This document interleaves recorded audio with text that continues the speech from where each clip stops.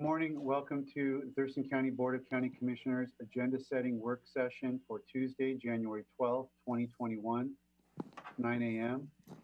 My name is Ty Menser. I'm Chair of the Board of County Commissioners. We have in attendance Commissioner Carolina Mejia. We have County Manager Amira Chavez.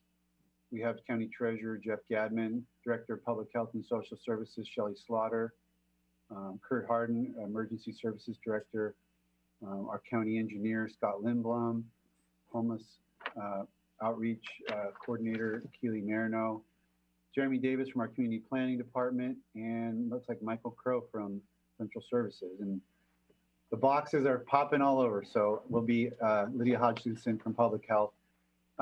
Public attendance, you may follow along on our Thurston County YouTube channel or join the meeting by phone by calling 360-252-9020 with a PIN of 1234. Dr. Abdulmalik just joined. Okay, and that is a good segue to this morning's first item on the agenda, which is our COVID-19 update. I'll ask Shelley to take over on this item. Good morning, Commissioners. It's hard to believe we have been at this for almost an entire year.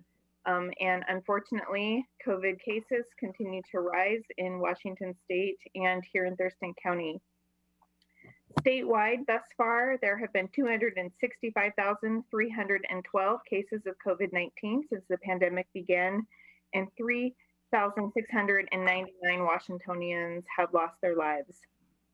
Here in Thurston County, we stand as of yesterday at 5,456 cases of COVID-19 confirmed in Thurston County residents since the pandemic began. There were 452 new cases in the last 7 days, one of our highest weeks on record. That puts our case rate per 100,000 over 2 weeks at 239.7. 58 Thurston County residents have died from complications of COVID-19, with unfortunately two deaths occurring in the last week. 322 people have been hospitalized to date, and this last week there have been 18 new hospitalizations of Thurston County residents. Our hospital capacity remains high and of concern. In our Western region, 87.6 of all hospital adult acute staffed beds are full, with 16.4 of those beds occupied by COVID patients and 22% of ICU beds occupied by COVID patients. In terms of testing, we're at 8.2% test positivity rate. In Thurston County, 107,771 tests for COVID-19 have been administered since we began testing. We continue to offer community-based testing at multiple sites to include the Evergreen State College, Union Gospel Mission, Rochester Organization of Families, the City of Lacey, and through our drive-through partnership with Providence. In terms of outbreaks, we've had 40 congregate care outbreaks to date, with 6 that we are currently investigating. Much of our work, in addition to managing our COVID response, is preparing for vaccine and beginning vaccine distribution here in Thurston County. While I don't have our Thurston County metrics to share with you yet this week, because that has not been provided to us yet by the state, I can tell you that per a call that I was on earlier this morning, 181,000 COVID-19 vaccines have been administered in the state of Washington, which represents about 33% of vaccines delivered to Washington State. So we continue to work through phase 1A. Last week, phase 1B was announced, and we are actively planning our rollout of offering additional vaccines in partnership with providers, as well as offering them through public health at multiple vaccination events, community sites, and drive-through sites coming soon, which we'll be sharing on our Thurston County website. And with that, I will pass it over to Dr. Abdulmalik to share updates from our health officer, and then we're happy to answer any questions. Good morning, commissioners. We currently stand at 239.7 cases per 100,000 in population over the past 14 days, and have had our second highest week of COVID-19 cases on record. So while we are watching carefully for a potential post-holiday bump, we are also moving forward with great hope into the new year. So I did want to take a moment and chat with all of you regarding two major issues affecting our community. The first being what these transmission rates will likely mean for our schools. So currently, Thurston County is in the moderate COVID-19 activity range, where in-person learning for elementary and middle school is recommended, provided that the strict safety guidelines described by the Washington State Department of Health in their K-12 schools 2021 guidance is followed.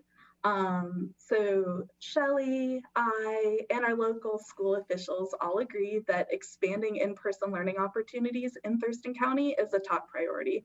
And this takes into account both the risk of COVID-19 transmission in our county, as well as, the health and safety and well-being of our students and families, within our community.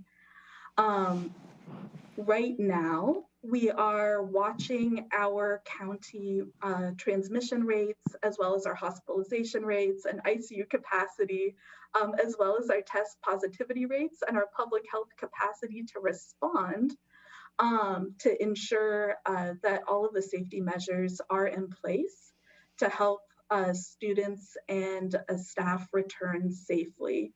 At this time, we're tracking all of those metrics.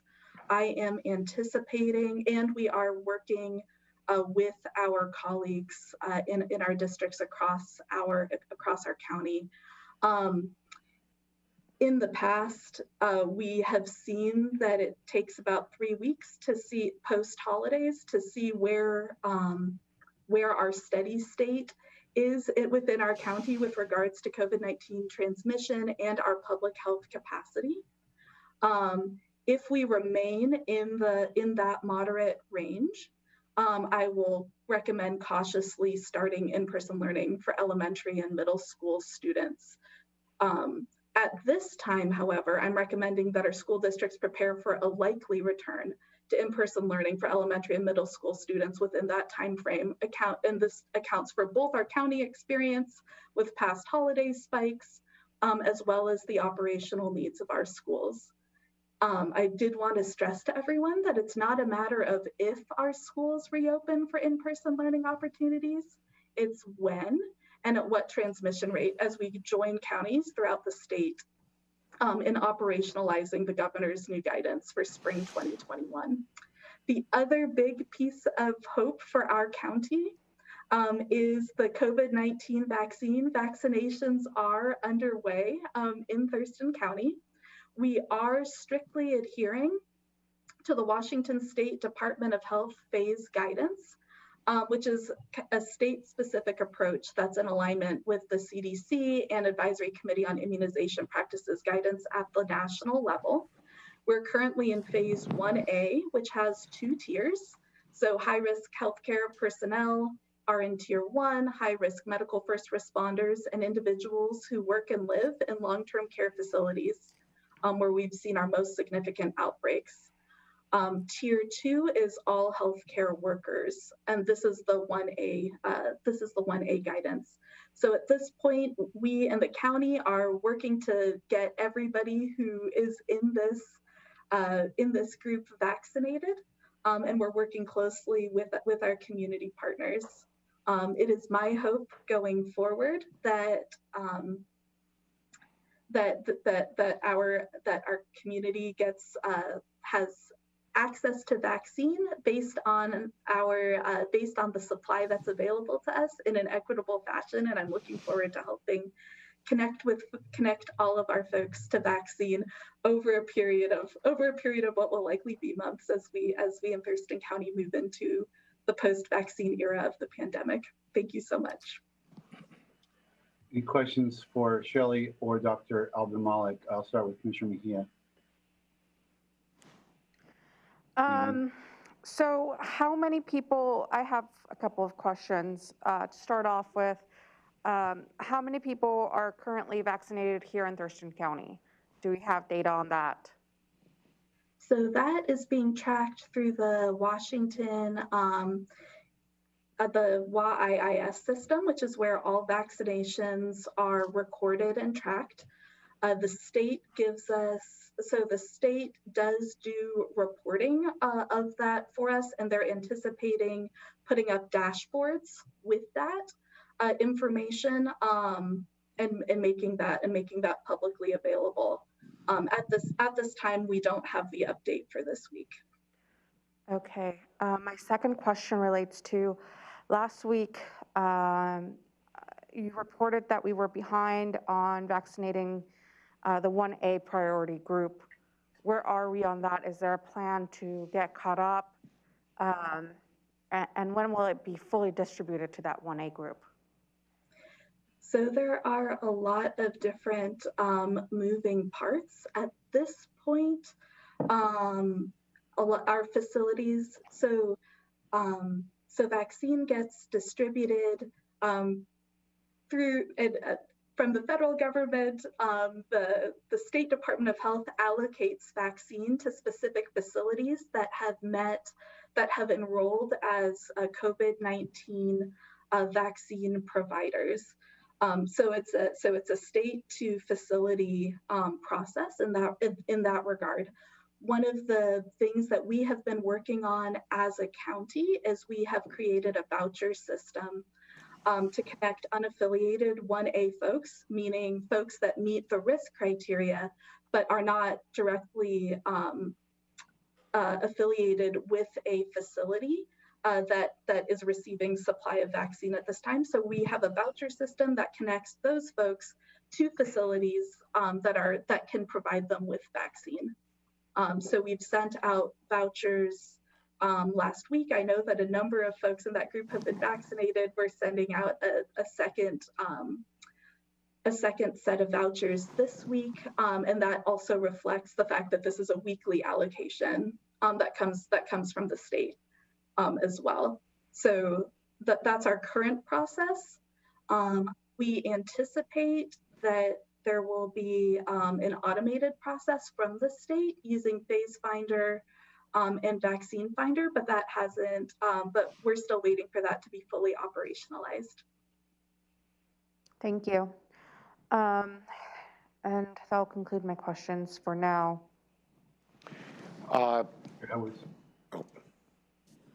Yep. Chair, am I okay?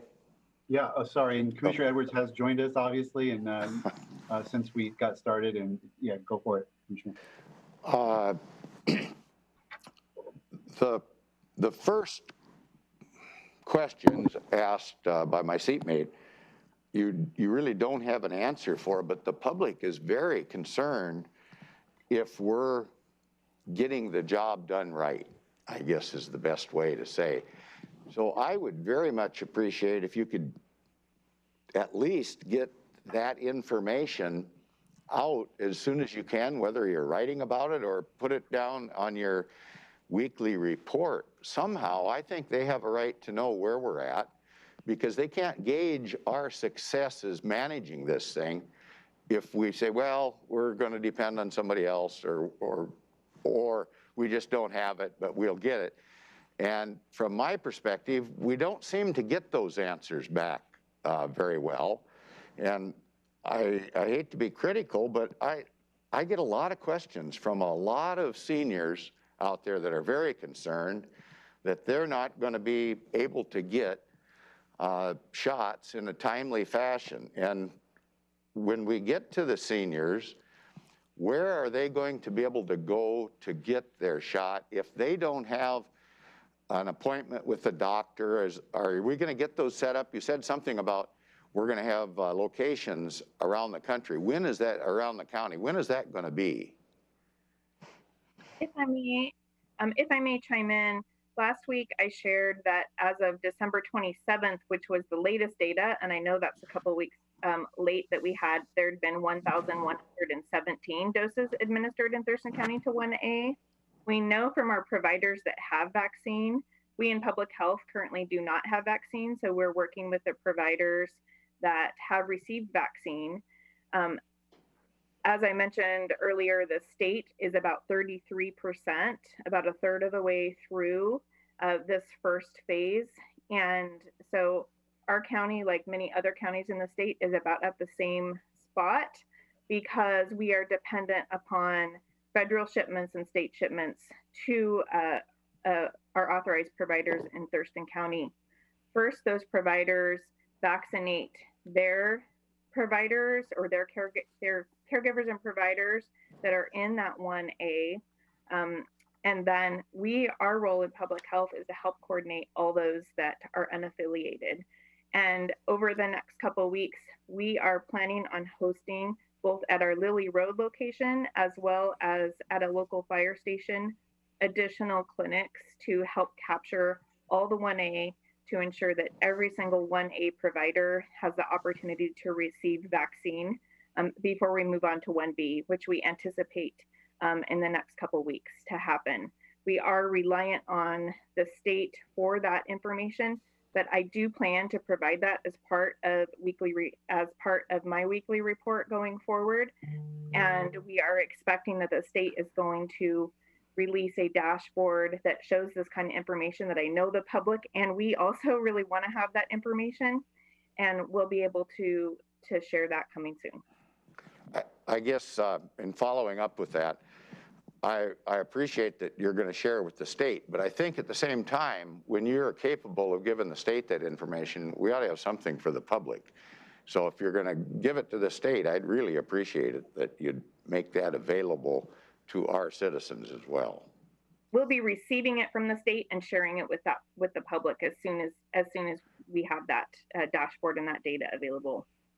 I guess when you say receiving it from the state, I hate to wait for a bureaucratic process that we send the information to the state, then they compile it, and then we put it back out. Isn't there a way that at the same time we send information to the state, we can allow the public to be aware of what's going on? So the issue has to do with how data gets put into the WIIS system. So each facility is putting the data directly into a state system. So if there isn't, so the data going upwards, we have some of the allocation data, so where vaccine is in the county, the administration data goes directly to a state database. So, and then we in collaboration with the state get that data back. And of course we share the public's interest in our vaccination rates, number of folks that are getting vaccinated. What we have been doing is we have been chatting with our vaccine providers to see where they're at in dispensing vaccine, because our role at this point in 1A is really trying to facilitate coverage of all of our 1A providers, by working with each facility that is vaccine capable. The county manager's got his hand up. I don't know if you can see that. Yep, go ahead, Manal.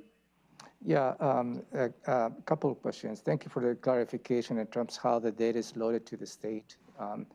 And you, Dr. and Shelley, spoke about the providers in Thurston County. Can you give us a perspective, how many providers do we have? I think that will be helpful because we talk about providers, but, and this is a public meeting, we don't know. I personally don't know how many do we have in Thurston County. Also, if you can elaborate in terms of the voucher. Meaning under 1A, I agree that some of the providers who have all the healthcare workers associated with those particular institutions, they can access directly the vaccine. But for those who qualified, as you stated, they don't have an organization who can give them the vaccine they reach out to you, I believe, in terms of the vouchers. Can you explain that a little bit more? I think it will be helpful on those two elements. Okay, so I did want to say that there is a lot of eagerness in our county for folks to be able to dispense vaccine, and that a lot of it is just in making sure that each vaccine provider has all of the necessary equipment in place to manage their vaccine doses safely and effectively. And that's a vetting process through the State Department of Health. We currently have 12 providers that are fully enrolled, and that does include us here at Thurston County Public Health. In terms of so two processes I wanted to let the public know about. One is that the Washington State Department of Health vaccine page does have links for providers who are not yet enrolled to become enrolled as COVID-19 vaccine providers for the state, and then be eligible to send requests for vaccine allocation. The other piece is for folks that aren't able to do that, or are 1A and need vaccine now in phase. Our Thurston County COVID-19 vaccine vaccine page has a form to fill out, as well, where folks can list all of their 1A qualifying staff. That gets sent to us through a secure message, which you can also access through a button on our website. And then we, in the background, are working with all of our vaccine capable partners to try to help match and provide that information of where vaccine is for folks who need vaccine. So that's kind of the facilitation process at this point through the county.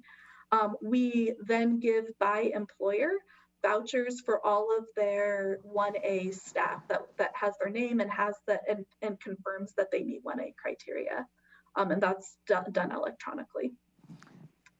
So so the process done, an individual not associated with an institution gets a voucher, and it will be up to them to reach out to one of the 12 providers to set up an appointment. Is that how it works? Well, so so there are multiple, so dispensing vaccine is really complicated because it's a two-dose vaccine. Right. There's a lot of different moving parts. So what we're doing, so the folks that are online and active to dispense are a smaller group than the 12. But yes, we connect folks that have that capacity to dispense with providers that need vaccine. And so far, we've gotten really good. We've gotten a good response from our providers. So both Providence and Capital are joining in the effort, as well as several of our smaller practices as well. Thank you. Just a quick follow-up there. Are we getting vaccine from the federal entities that are dispensing it based on population solely, or is it population and a mix of demographic? How's that decision made? So that's actually pretty complicated. So at the state level, it's population based. So that's a big piece of our state allocation, and our state looks at both. So once somebody is fully enrolled in the vaccine process and eligible to order vaccine, each practice looks at what their capability is for vaccination and requests an allocation.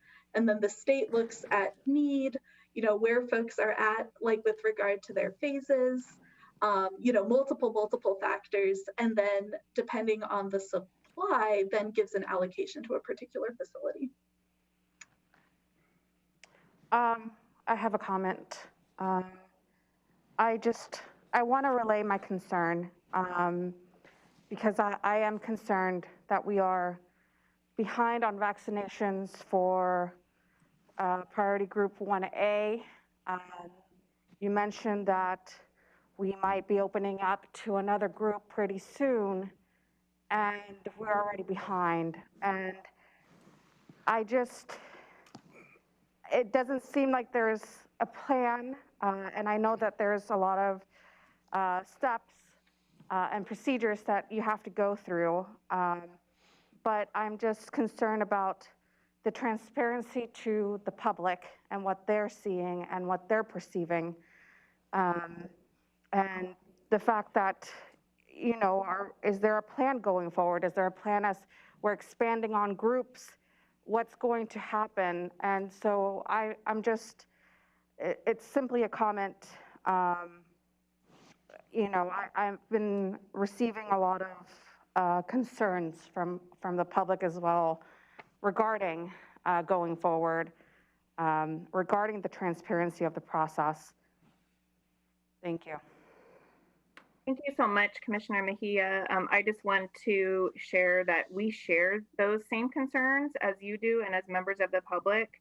Our goal is to get vaccine out to our Thurston County residents as quickly as possible. I know that is a federal and state priority as well. We're hoping that we are going to see vaccine distribution, supply, funding, and processes start to flow very quickly from the federal to the state level, and then that will trickle down to us locally. We're doing everything that we can in our department and in our local health jurisdiction to be able to move quickly, to be ready for the next phase. And we're doing the best that we can, and we hope that we're going to be able to really increase that and reach more residents in the coming weeks. I would just like to add to that we are moving in phase. So in terms of, we are not going to be opening up to 1B until we have, taken care of folks that want vaccine in 1A. So there's a huge, equity piece to this as well. In terms of thinking about 1B, there are plans in the works and as we have specific sites, including static and mobile sites, we'll have more information for you at that point as well. Okay, thank you. On that last comment, I would just sort of point out that, we're operating with a complete vacuum of federal leadership on this. I mean, federal government's more interested in trying to overthrow the government than it is in, when is the last time the president talked about COVID-19 and how we're gonna deal with vaccine distribution and all these priorities and getting the states coordinated and get on down the chain. So I'm hopeful that we'll have a pivot toward a real taking this seriously and treating it as the absolute public health disaster that it is. I know that I would point out for the public's benefit, we're having a Board of Health meeting today where the main substantive topic is talking about vaccine. I have questions about the chart and the categories, but I'm going to reserve those questions for that presentation. We're also going to be reviewing that agenda here in a few minutes. So I'm going to set that aside for now. The question I have that I think relates to this update is, last week or so, when the governor kind of laid out the roadmap to recovery and Healthy Washington, it created regions. We've been doing everything by county, but now it's by region. And there's 4 counties in our region. And I wasn't sure whether that was gonna, quote unquote, help us, reopen or hurt us reopen by combining ourselves with the other surrounding county. The data I saw yesterday online seemed to suggest that at least 2 of the counties that we're grouped with are worse off than we are and are actually going to send us in the negative. I was hopeful that those counties might be doing better than us. They're more rural counties. And I thought maybe by combining our kind of mid-level size with their smaller size, we might put ourselves in a better position for reopening. But the data I saw says exactly the opposite. Thurston County is doing better than about the same as one of the counties and a lot better than two of the other ones. Is that accurate to what you guys are seeing? In terms of those metrics and how the combined data, did it move us closer to the phase 2 that the governor described or further away? Thank you so much for bringing that up. I meant to mention that earlier in my report. And going forward, I'll be sharing data based upon that regional information with the other counties that we're in. Given that Thurston County is the largest county in that grouping of counties, and we have the largest healthcare system, and we serve as a regional hospital for those areas, which was a factor why they chose that, and also just the greatest population center. Thurston County will be a major leader and influencer in how that data looks going forward. No county or region in the state of Washington met all 4 metrics, which is a requirement in order to move to phase 2. So we will remain in phase 1 until we see improvements in that data. But yes, some of our other rural counties, as you stated, do have some significant cases happening now, which affects the case, which has affected some of those metrics.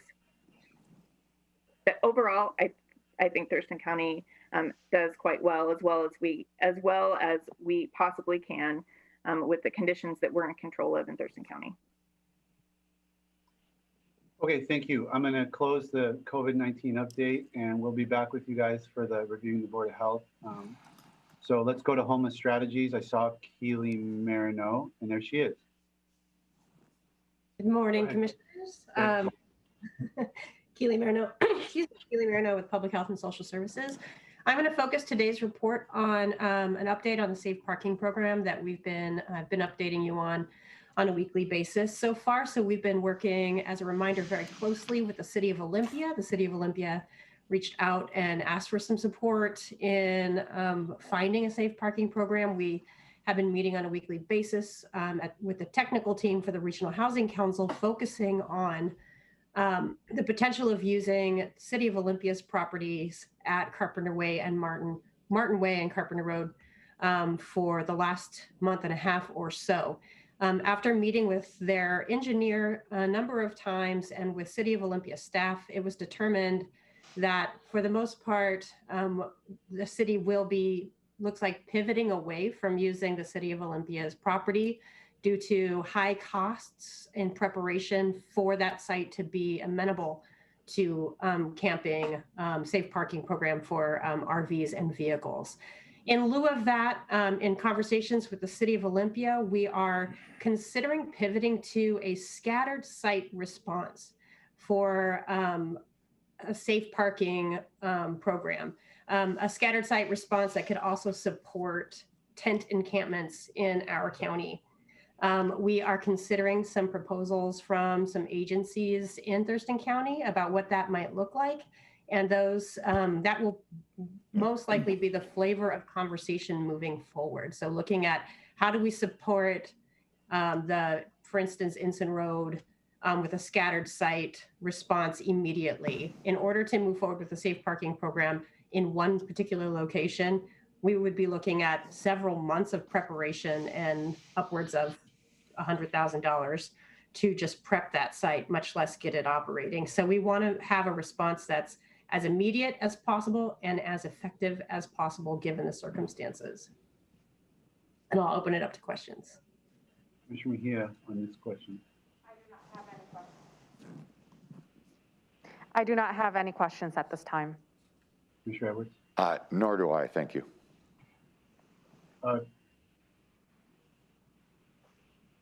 Thank you, Keely. I guess the only question I had for you this morning is, there's a housing forum, public forum on Wednesday evening. Are you familiar with that? TRPC is involved, and can you kind of explain what that's about? And for the public?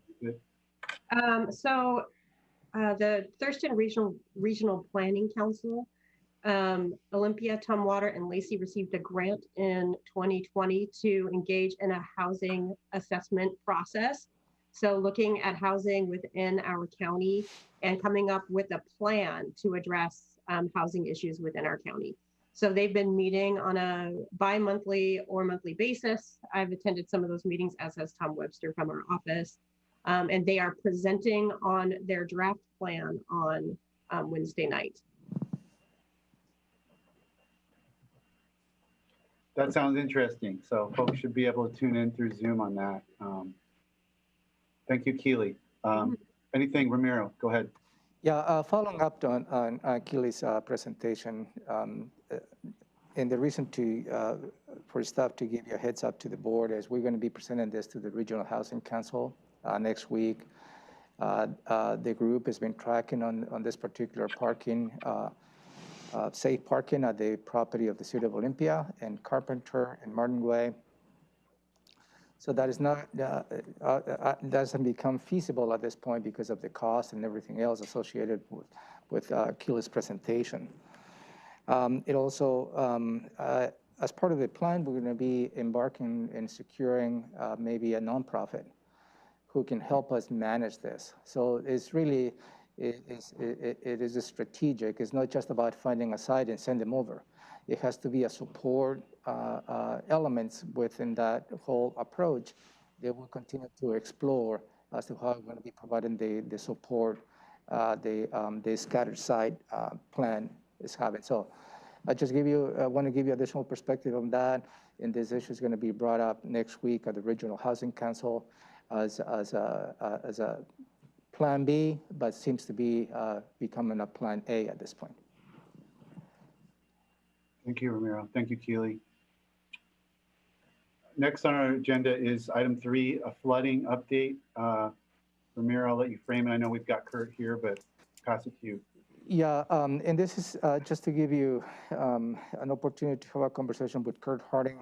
And I think we're facing right now additional rain, this storm. And as you know, the Tacoma Power increased the release of their flow from up to 7,500 cubic feet per second. And under those numbers is right below what we consider to be minor flooding, which is going to cause some erosion along the banks of the Nisqually River. But hopefully the conversation should be a little more as to how we're going to be, I'm going to use the word partnering with Tacoma Power to be a little more proactive. This is just my words. To be a little more proactive in terms of how and when they release the water. So we don't find ourselves, and the citizens that might be impacted on the Nisqually Delta, they only have a couple of 3 hours to prepare for any potential flooding as a result of the increase of the flow at the La Grande Dam. So that's really the framing of this. I'm going to let Kurt walk you through as to what he has done. He has already sent an email. I don't know if to Tacoma Power. I don't know if you have received a response or not, and maybe we can explore a couple of options for you moving forward. Okay. Good morning, commissioners. Hopefully you can hear me. Yep. Okay, good. So first of all, Kurt Harden, Director of Emergency Services, which includes Emergency Management and Medical One. I'm going to walk you through, close out the New Year's Eve weekend weather system and just report out that we had no reports of damages or flooding to any residences or structures. So I just want to close that out before I start the next report, which is the current system. We have the National Weather Service has issued an urban and small stream flood advisory for Thurston County through this afternoon. And that just means that there's ponding and surface water collection that's probably going to occur throughout the county and certain areas of the county. But also, I'm going to try to share my screen here because there are some flood advisories for the rivers. And I think I've got, let's see if I can do this correctly. And hopefully you should see a Chehalis River screenshot with some graphs. You see it. Okay, so right now the Chehalis River is forecasted to reach minor flood stage about 4 o'clock tomorrow morning. It's projected to crest at about 2200 hours is 10 o'clock tomorrow night on January 13th, and then it's going to drop down. I'm going to put this real quick. On the top of the axis right here is the days, and it's also down here at the bottom. On the left is the stage in feet, and then the graph shows what's happened from January 9th through today. And then it shows the projection of the floodwaters. Down here, the first line is the action line. That just means we need to start alerting residents about potential flooding and start getting prepared for residents requesting sandbags, et cetera. Minor flooding, if you look over here on the right-hand side, and this did not come out as well as I would have liked, but minor flooding essentially says we're probably going to have some roads over top. It's going to be nuisance flooding, and we may have to, or Public Works may have to close down some roads just due to water over the roadway. And then you go up to moderate flooding, and it has further actions on moderate and then major flooding. We're not projecting the National Weather Service is not projecting the Chehalis River near Grand Mound to reach moderate flooding and only achieve minor flooding tomorrow, and then drop back down. The Skookumchuck River near Dakota forecasted to reach minor flood stage at 4 tomorrow morning, and then forecasted to crest about 10 tomorrow, and then it'll drop down again 10 o'clock tomorrow night, 2200 hours below minor flood stage. And again, the graph here shows you that they're not at that point yet, and this is as of this morning, but then they will get to that point tomorrow. And so that's where we are with Skookumchuck and the Chehalis rivers. The Nisqually River, it's forecasted by the National Weather Service to currently remain below flood stage. If you look up here, it just gets up to the action level. Action level talks about what actions we do based on the discharge rate and the flow downstream. Yesterday, as the county manager mentioned, Tacoma Power increased their water flow from LeGrand Dam from 4,000 cubic feet per second to 7,500 cubic feet per second. That flow rate is right here, and I'll show you this right now. I will tell you that 7,500 cubic feet per second is below minor flooding, and it's just at the action stage, and it requires us to go put out notifications to residents along the river to be prepared, but we do not anticipate any flooding at this time.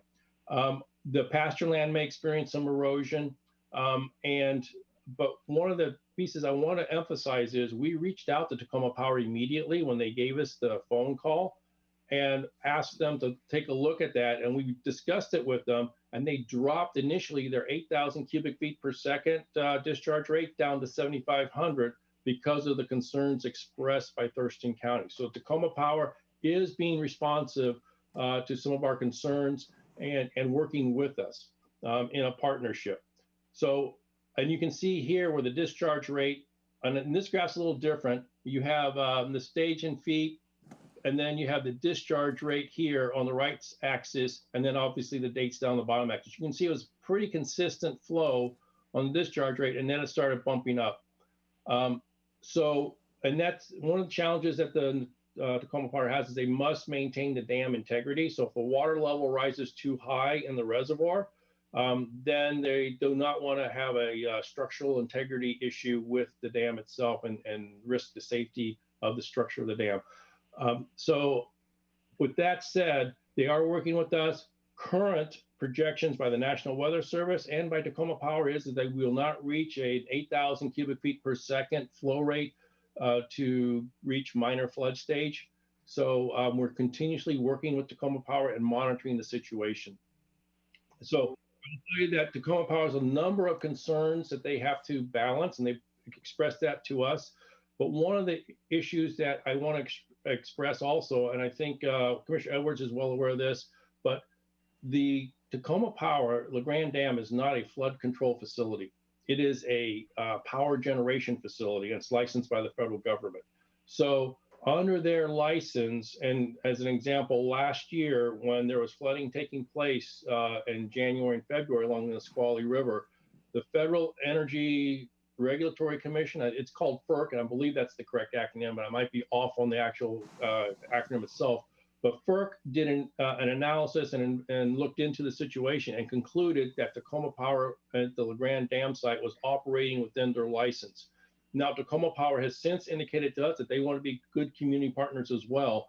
So we're working, and we had conversations with them last week. We're expressing our concerns about the situation, but I also at the same time, I understand that the Board of County Commissioners may want more information, and we're looking to see if Tacoma Power will come forward and do a presentation to the Board of County Commissioners on the dam operation, their restrictions and limitations, and so we're working with them now. But I will tell you, to wrap up the flood update, the flood watch remains in effect through Wednesday evening for portions of the Northwest, including Thurston County, and heavy rainfall through Wednesday will lead to an increased threat of landslides in Western Washington. With that, that concludes my information, subject to your questions. Before I open it to my seatmates, can you remind all of us the 8,000 that they dropped to 7,500? What was the level that caused us a problem last year? What level were they at back then? Flooding occurs over 8,000 cubic feet per second. So once you reach that 8,000 level, then we start minor flooding, and then it ramps up to moderate and major flooding levels above that. So we start at the moderate level, minor level, and then it ramps up. The minor level isn't too impactful, but when it jumps up to moderate or major, that's where we get the impacts to residents. But a year ago, when they did more than was it 8,000 that they were doing, or was it more? They were, I don't have that information in front of me, but I believe it jumped over 12,000, but I have to go back. I can get that information for you. It was significant higher, yeah. Yes. Okay, commissioners, I'll go to Commissioner Mejia. I just have one question, and it's regarding, I know, sandbag distribution. I know you mentioned some people had requested sandbags. Do we have any sandbags left to give out to the public if necessary? We do have sandbags available to give out to the public. The way it works is we typically work with the fire agencies, and sandbags are stationed at fire stations, are placed there based on public request, and then the public comes and picks the sandbags up from the fire station. Perfect. Thank you. Commissioner Edwards. Yes, Kurt, I don't understand why Tacoma Power has to always risk the flooding and hold back. What they do is they hold the water in longer than they need to. It seems like they had adequate time both last year and so far this year, where they could have made releases earlier. Now they talk about, well, they don't want to do that because they lose their ability to produce power, but that doesn't seem to be the equation that's at play right now. It is more like they're gambling with the welfare of the folks in the valley and hold it right up to the edge until then they feel they absolutely have to start making that release. And I'm trying to figure out, why can't they plan ahead just a little bit and give those folks down in the valley some relief from the stress that they're facing on a regular basis? Do you have an answer for why they won't let a little bit out ahead of time? So I think, I don't want to speak for Tacoma Power because then I'll probably get it all wrong, and I don't want to do that. But I think they have a lot of considerations in their license requirements, and I think it'd be best if Tacoma Power answered that question, because I don't want to get out there and then make something or state something that's incorrect. So I think that would be better addressed to Tacoma Power. Okay, sorry. Go ahead, sir. I was going to refer to you next anyway. The county manager and I did have a bit of a conversation about the possibility of writing a letter to the mayor of Tacoma and the city council people, because they're the ones that really oversee this. I do recognize that FERC does not require flood control as part of the licensing, but I think as just being a good neighbor to folks not only in the valley, but they have people on their side of the river that are also adversely affected, although not near as many as we have. So I think it'd be worth us thinking about putting together some kind of a letter, but I'll refer to the county manager on that. Following that perspective, yes, that might be an option the board may consider, but considering the new information that Kurt just relayed today, I think it will be helpful to hear from Tacoma Power a presentation for you to ask questions and they can provide the answers that you need. If that doesn't materialize in something actionable items, then the board may consider sending that letter to the city of Tacoma and the city council. Based on what Kurt suggested, seems to be somewhat of a communication, a partnership, or the willingness to. And if we have a presentation, I think that would be a good first step. I guess just as a follow-up on that, I would say that I'm not too thrilled about waiting and allowing them to gamble with the welfare of the citizens in the valley. And it seems like that's what they're willing to do. They're willing to gamble on their welfare for whatever reason. I really can't figure it out. I know there's a group out there that doesn't even want people living in the valley. I don't know if that's being reflected by the actions taken by Tacoma Power or not, but I'm looking forward to seeing if we can stay ahead of this. Thank you. Thank you, Kurt. Appreciate the update. Those graphs are very useful, so I appreciate you presenting those. Okay, that takes us to item 4. I'm going to pick up the pace a little bit because we have reviewed this agenda last week and we're I'd say a bit behind schedule this morning.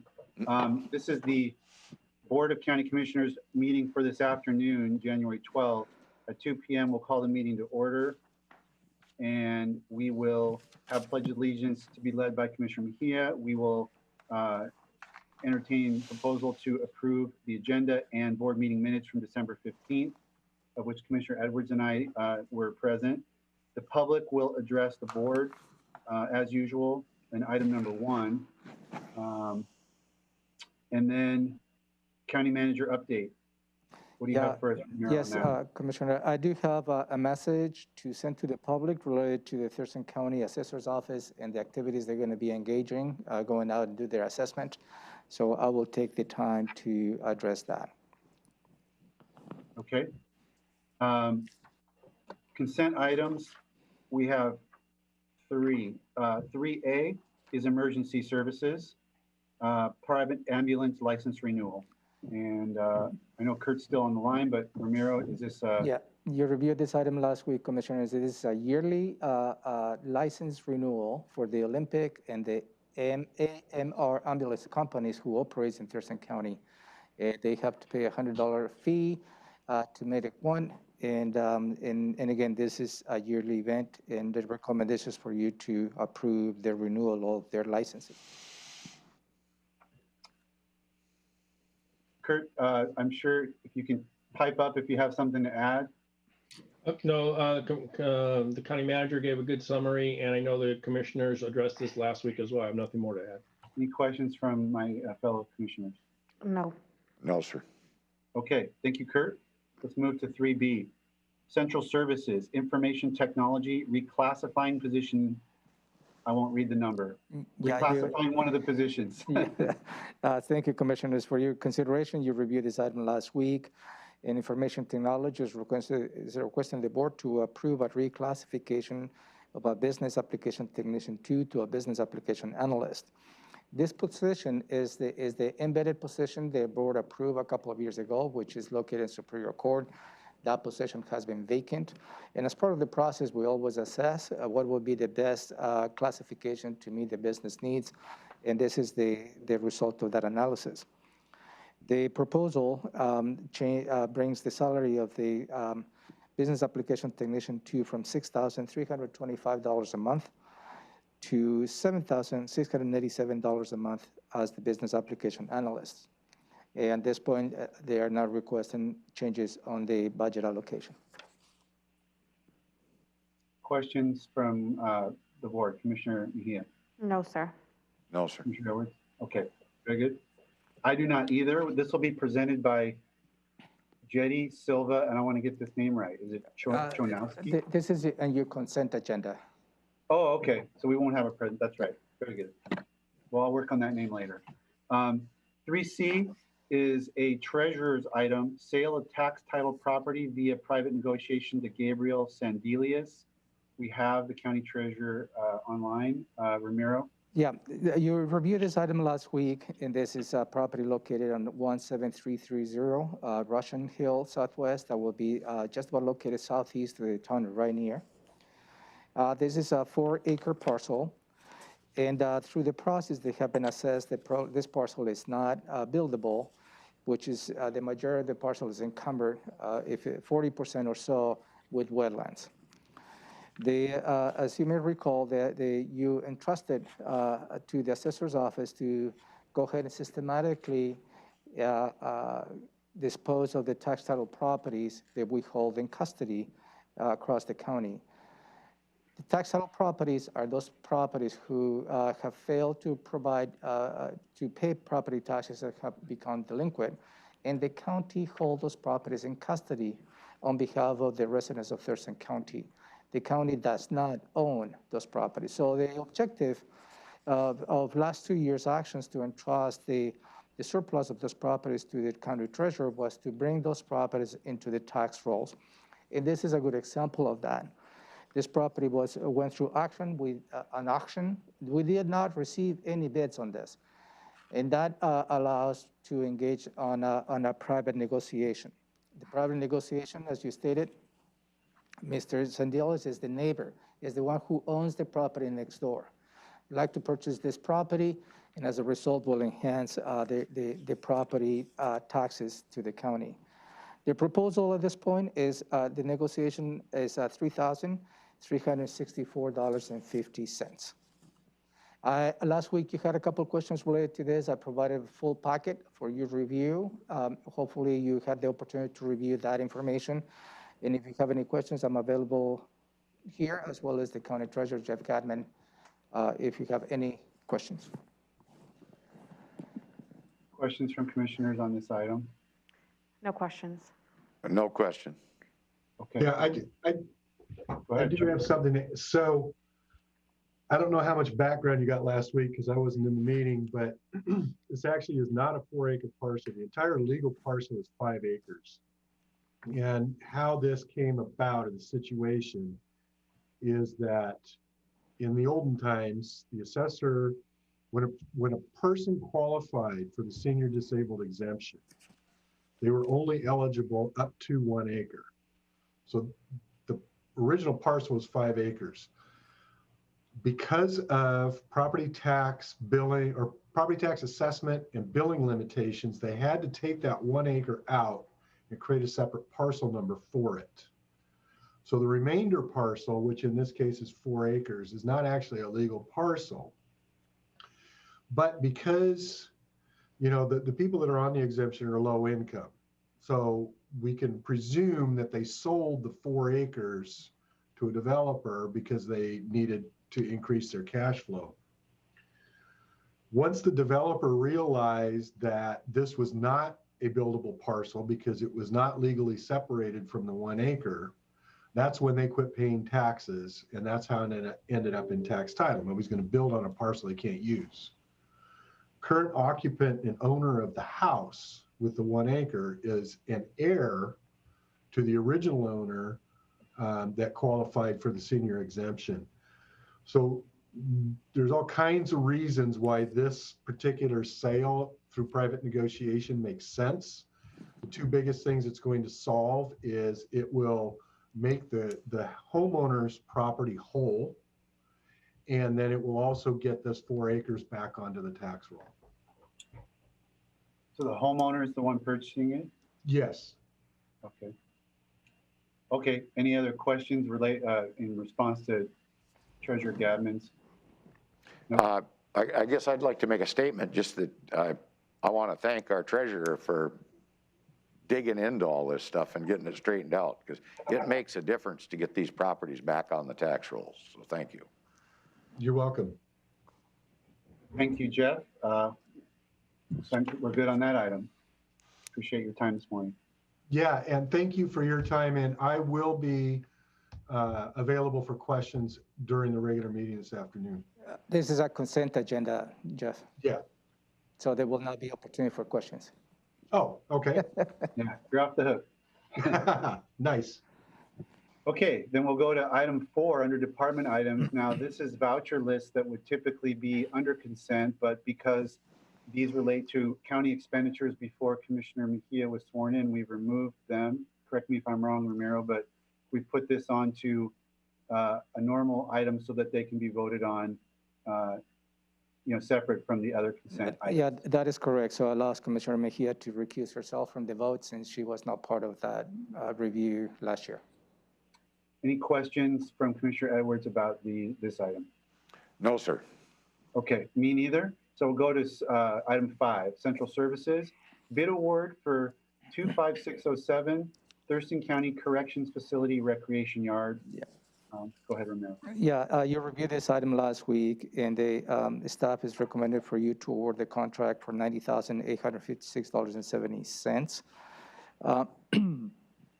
to J.A. Morris Construction to provide, create a recreation yard at the Thurston County Jail. And this is going to be an extension of one of the solid ports. It will include new footing installation of new prefabricated mesh holding cells consistent with 2 walls, gate, and mesh. As you may recall, this is going to be providing adequate recreation facilities for the female inmates at the jail. And Michael Crow is here to answer any questions. Okay. We also have Robin Campbell here, our Central Services Director. Questions for Michael? Yes. Go ahead, Gary. Michael, this is really a step towards solving a fairness issue between male and female inmates being treated the same. And then maybe for the county manager, that helps us alleviate litigation exposure. I think it will help us alleviate risks. Yes, yeah, okay. Yeah, absolutely. Yeah. And the fairness issue, It's on point, yeah, because at this point, we don't have adequate recreation facilities for female inmates. and so I just like to make sure that it's not mistaken that this is a move towards starting to build or whatever, expanding on that facility. See. Yeah, that's a good point. This is not associated with the project also known as the Flex Unit. No, it's not. Okay, It's just improvements to the existing jail operations. thank you. Commissioner Mejia, anything? Yes, I have a couple of questions. And I just don't know the background of the project, so bear with me. Take your time. First question is, when would the project start? When would construction start on this project? There'll be a pre-construction meeting tomorrow if you vote for the, to approve the contract. And then we'll get a schedule from the contractor at that time. And so we should know at the end of this week when the construction will start. But Michael, most likely this project will be completed this year. Oh, yes, absolutely. And then my second question, I know this is, in a way, it's for a risk, to alleviate a risk, but I'm not sure, are, recreation areas even being used right now because of COVID? That I'm not absolutely certain whether they are or not, to be honest with you. Yeah, maybe I can follow up with the operation question with how they're managing that right now, and I'll get back to you. Okay, thank you. Yes, that's all my questions. Thank you. Okay, I don't have anything, so thank you, Michael. We'll move on. Item 6 is Community Planning and Economic Development. We have a contract amendment with PRPC, that's Thurston Regional Planning Council.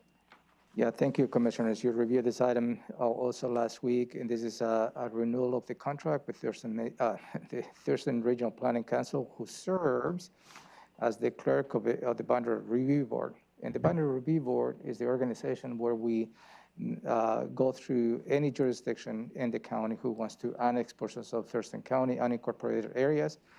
We go through a process. You have been involved in the past related in exercising your authority related to proposed annexations. And this is just a continuation of that help. In the past, I believe 3 years ago, Jeremy Davis was serving as the clerk of the Boundary Review Board.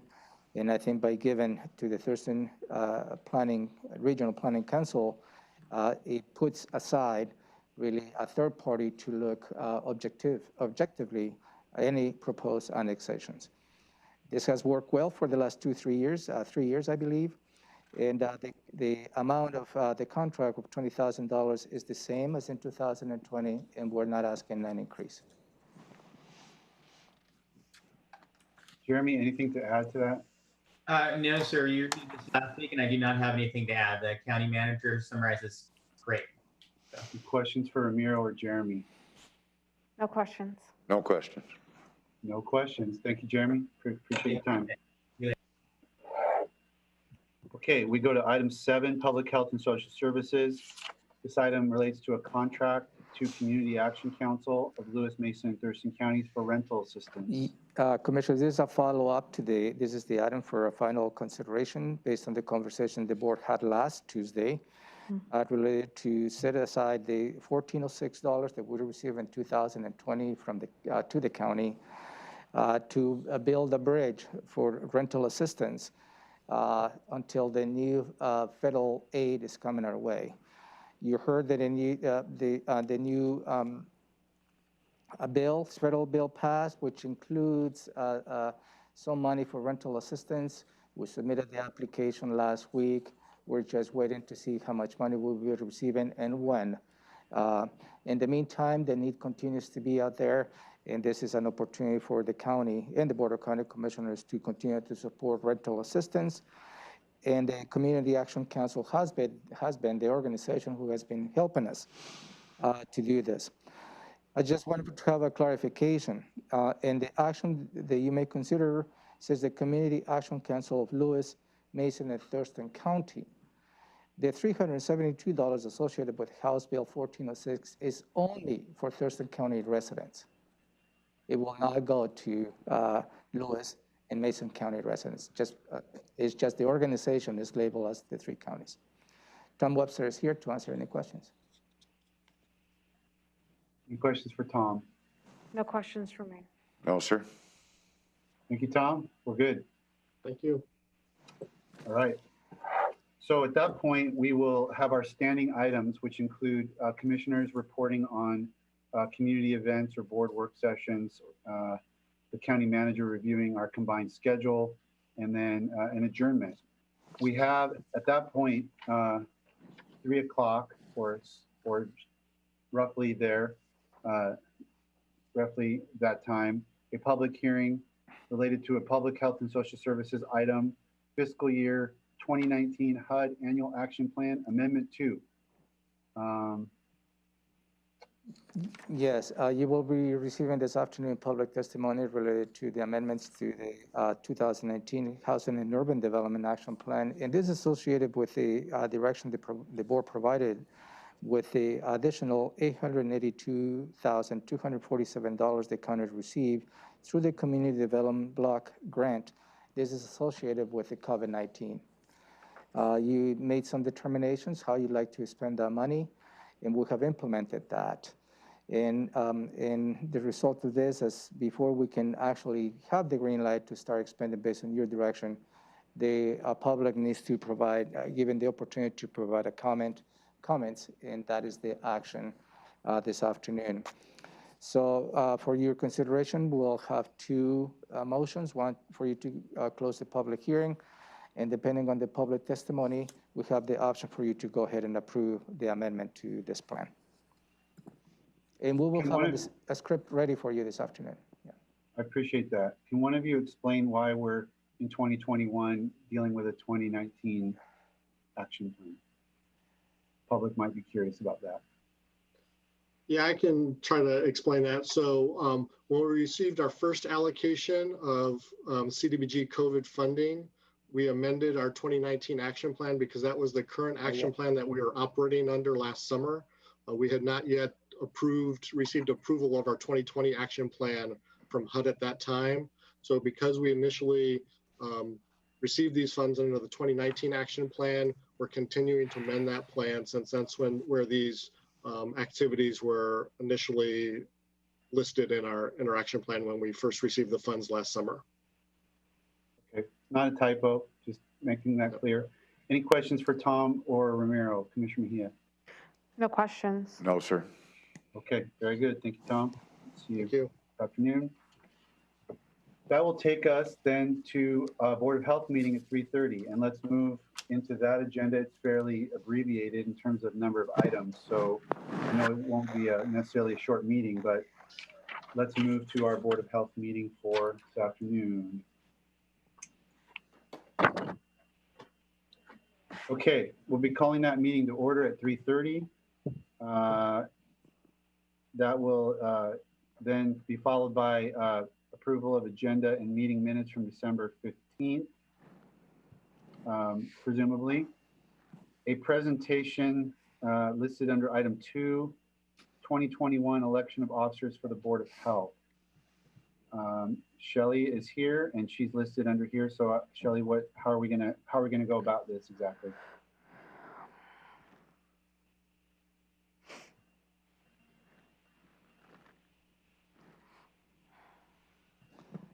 Shelley, can you hear me? Can you hear us, Shelley?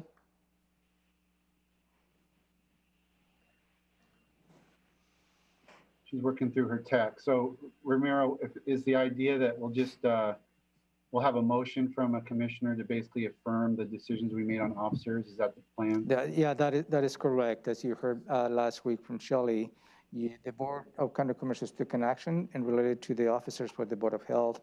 And the Board of Health also is required to affirm that decision, and this is the item before you this afternoon. I apologize, Commissioner Menzer. I was having some technical difficulties. Thank you so much for your patience. Yes, as Ramiro just stated and we covered last week, RCW 70.05.040 under responsibilities of the local Board of Health state that within 30 days of a change at the first meeting of the year, that the Board of Health shall appoint a chair of Board of Health to serve for a term of 1 year. When you say a change, what do you mean a change? A change in the board composition because we have a new commissioner? Yes. Okay, and my question is really, there's no presentation necessarily or anything here. This is a straightforward, just a motion to affirm the decisions that the board made on officers. That's right. Yeah, Okay. no presentations. Okay. Okay, well, that's straightforward. Opportunity for the public to address the Board of Health, and we've had considerable public testimony, and correct me if I'm wrong, but I think we're anticipating some more today. Yes, you have received, we have received in this office a lot of emails, and this is going to be related to opening schools. You'll receive significant public testimony. Attached to your packet, I included a copy of Dr. Abdelmalik's letter dated January 5th, 2021. And that was a letter sent to the superintendents, where she outlined the criteria the governor unveiled over a month ago, I believe, as to how the schools can open. You heard this morning from Dr. Abdelmalik, the Thurston counties and the moderate category based on the governor's criteria. And at this point, it is, how I read it, that is recommending to move into an in-person learning.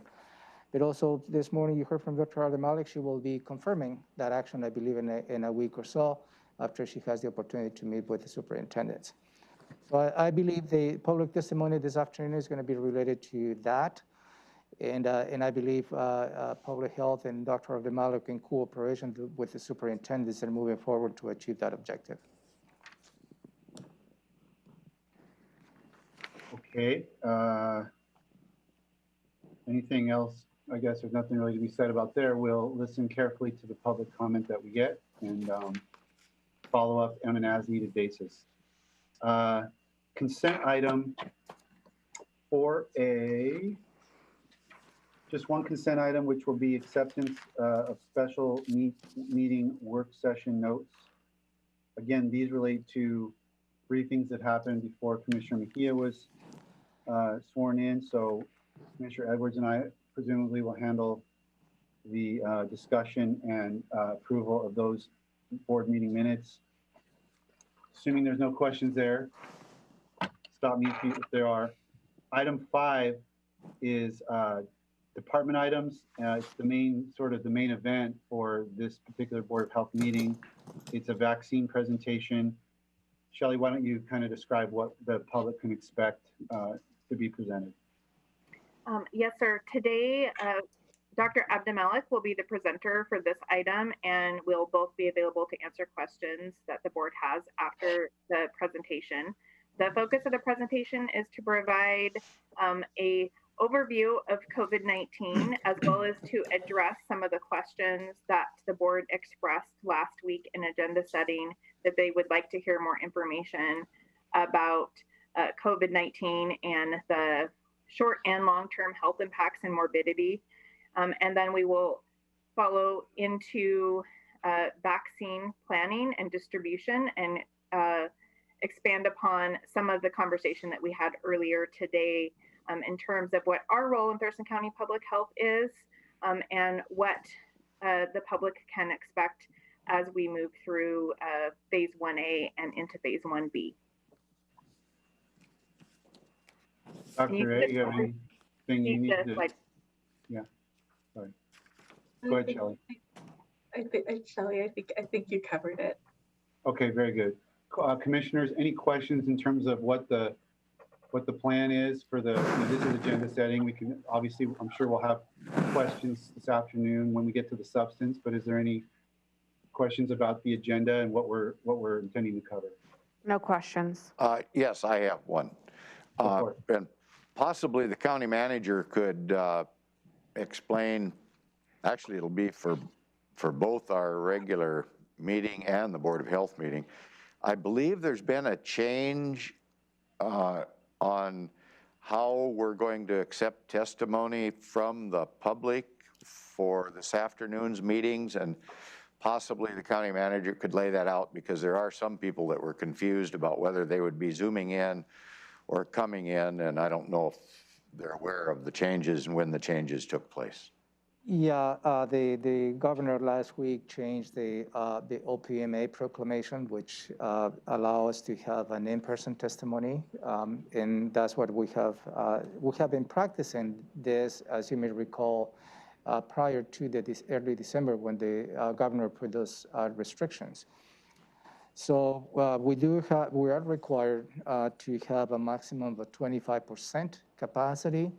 What that represents in room 280, we'll have a maximum of 10 people in this room, including staff. So we'll resume in-person testimony, and we have to meet that criteria of maximum occupancy of 25%. We have already sent that information via social media as well as on our website. And I believe that the public has already learned that, which since we have a member of the public sitting here today. So, and we'll continue to practice that as we have practiced just leading to early December, I believe. Did I answer your question? Yes, sir. That was good. Yeah, thank you for asking that and reminding me. I'd forgotten that we had that change operative today, so appreciate that. Okay, so at that point, and just as a heads up, again, I don't want to get into it right now, but just so you're not caught unawares, like my question that I'd like to address is just kind of relates to the thinking behind the vaccine categories. To the extent that you're aware, I'm curious, with the focus on schools reopening, why teachers are not given a greater priority. I had some head scratching looking at the chart of the categories. So anyway, that'll be kind of one of the areas that my questions will relate to. Item 6, Board of Health members, health-related activities reporting, the health officers report, the director's report. These are standing items at our Board of Health meetings. If there's no particular thing we need to address this morning, then I would just move along. Does anybody have questions about these standing items? No or questions. input that's needed? No, sir. Shelley, Dr. A, you okay? Okay. Then that will adjourn Board of Health, and let's move to our final, before we take a brief break, let's move to the January 19th agenda, which is very short. There will be no Board of County Commissioners meeting, and that's because we typically do not have a meeting following a Monday holiday, and Monday the 18th is Dr. Martin Luther King's observed birthday. So there will not be a formal Board of County Commissioners meeting on the 19th, but we will have a public hearing at 3 p.m. And this is an item related to Public Works. It's regarding an amendment to the 2021 to 2026 six-year Transportation Improvement Program, or TIP. And we discussed this last week. We have Scott Lindblom, our county engineer, and I'm going to let Ramiro frame this, and we'll just cover what this is going to be addressing so the public can be. Yeah, thank you, commissioners.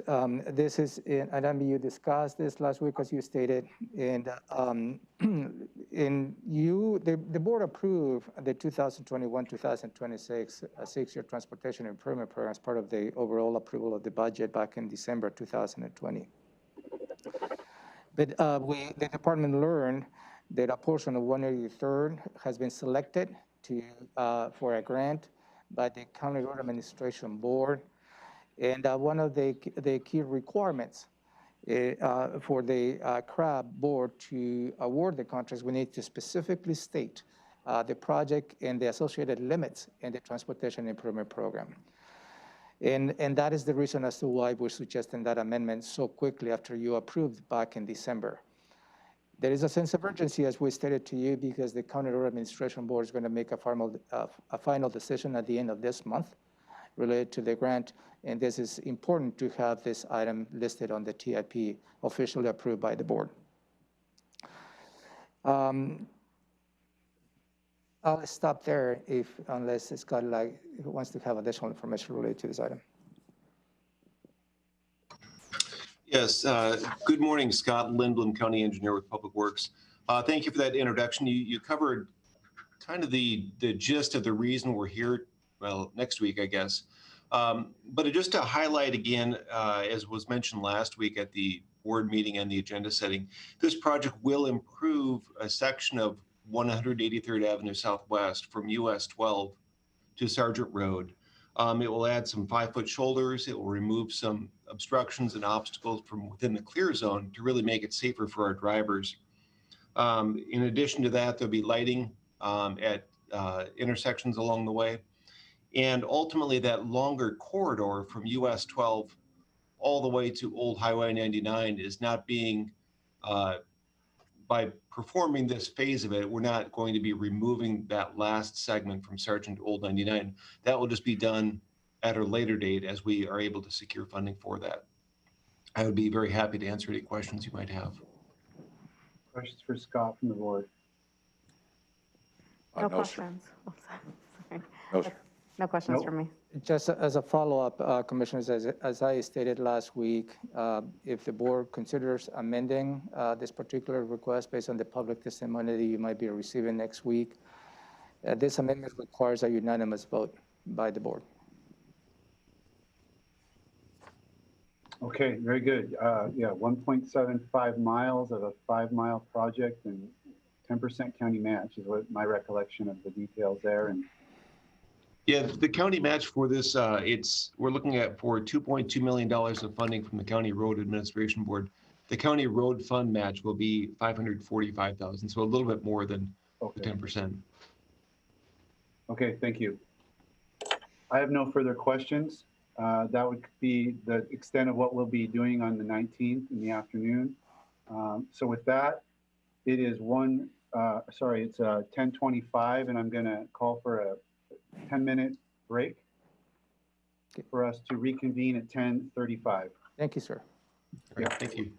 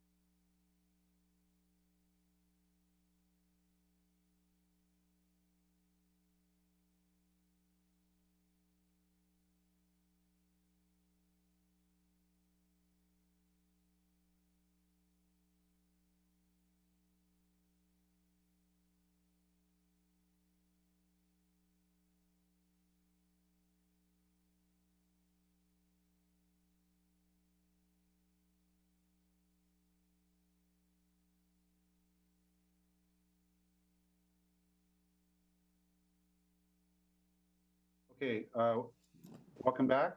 Reconvening the Board of County Commissioners agenda setting work session for Tuesday, January 12th.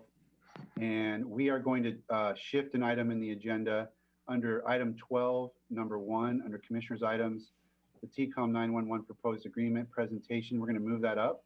We've got Keith Llewellyn with us and Wendy Hill, I believe, both here on behalf of that item. So we're going to pass this to you guys so you can move along with your day. And then we'll get to item 7. We'll pick up with item 7 after that. Ramiro? All right. Well, thank you, Mr. Chair and County Commissioners. We'll make this as brief as possible. If you have any questions, however, just interrupt and we will address them as we go. Let me share my screen with you so you can follow along. You should have received the presentation already, and so that you can follow along there as well. This is about the Thurston 911 Communications Intergovernmental Agreement and our latest refresh and renewal. So this IGA has been in place for a long time, but it was most recently refreshed back in 2010 when TCOM 911 moved from a county department, CAPCOM, to an independent agency, TCOM 911. That was the last time it was renewed and refreshed, the IGA. In May of 2018, the Administrative Board of Directors for TCOM decided that it was time to take another look at the IGA. And the reason, the motivator was that we were looking at financing the replacement of the public safety radio system. And there is a particular section of the IGA, Article 3.4.6, that had some ambiguity about the agency's ability to borrow and or incur debt. And so the board wanted to take a look at the IGA and address that particular section to get it refreshed so that we could enter into debt financing if we needed to. So a working group was established at that time, and it went forward, and the results you will see today are from the work that they did in large part. But before we get there, let me just tell you the process for renewing and refreshing the IGA as is outlined in the IGA itself and in the bylaws for TCOM 911. So what has to happen, first of all, any member agency can request a change to the intergovernmental agreement. And so in this case, the Administration Board of Directors have instituted the recommendations you're going to see. And then once those recommendations are made, TCOM will have to get every single member agency to approve those changes before they become the renewed and refreshed IGA with new signatures and a new date on it. So that working group made most of the recommendations that you'll see today. However, since the time that the working group was established, as you all know, we were successful, we collectively were successful in increasing the 0.1% sales use tax for emergency communications to 0.2. And so the Administration Board of Directors at TCOM went back to the IGA and refreshed the language because there was very specific language that addressed the 0.1, and now with the 0.2 designated for this purpose, the language needed to be refreshed. So both the working group and the board of directors have made changes. All these recommendations have been reviewed by the board of directors and approved.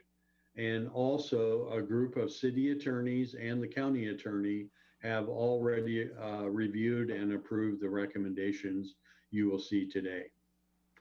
So that's our process to date. And now we just go around to each member agency, city and county, and talk about those recommendations and hopefully get your approval to move forward.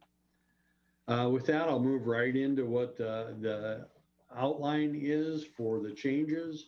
If you have any specific questions, you should have been provided a red line copy of the IGA as well as a changes accepted copy. I also have those available if we have a specific question this morning. But with that, let's just jump right into this. Article 1 recitals, this is the first place that we needed to change the sales use tax language to reflect total receipts. So instead of identifying 1/10 or 2/10, we changed the language to be total receipts from the emergency communications sales use tax. So that will guide us well into the future, whatever happens with that sales use tax in the future. In Article 2, we did some work with the definitions. We added some, we clarified most. So communication services, for example, was clarified. It added language that clearly identified that TCOM manages the public safety radio system for the county. That was not present previously, so that was clarified. Emergency communication systems and facilities was added. This was language that met the language in the RCW for the 1/10, so that was added. Member agency was clarified. Member assessments was clarified. Non-member agencies was clarified, and public safety interlocal operation was added, which identified what we are. In Article 3, this really marks the first major change to the IGA. What it did was it removed the specific language from 3.4.6, the language through one or more of the member agencies unless and until TCOM 911 has such power under applicable law. This was the language that specifically talked to TCOM's ability to incur debt and obtain loans and bonds. And so with the removal of this language, we will and have been successful in getting private financing for the radio replacement. So we need to clean that up.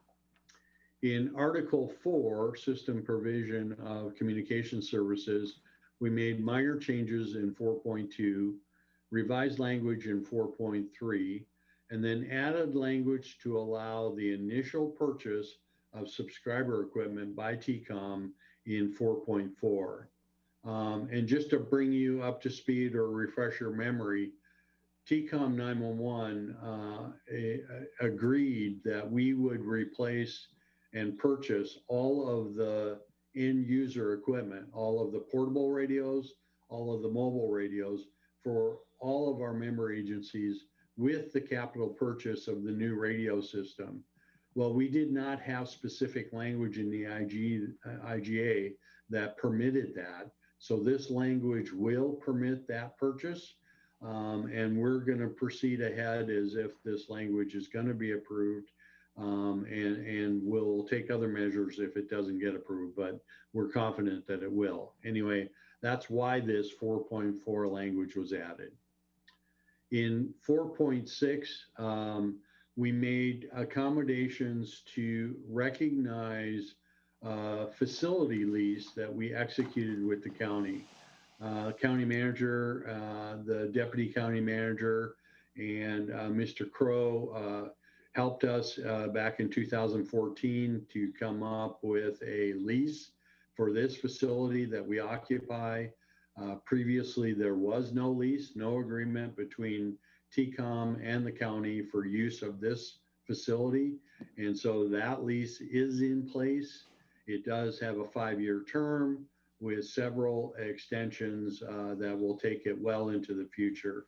So we added language in 4.4 to, in 4.6 to accommodate that lease. Article 5, there were no changes. Article 6, we added language to clarify the process in 6.4.1. Article 7, there were no changes. Article 8. In Article 8, there was a lot of discussion and review of the language. And this is the article that addresses the addition of new members to the IGA.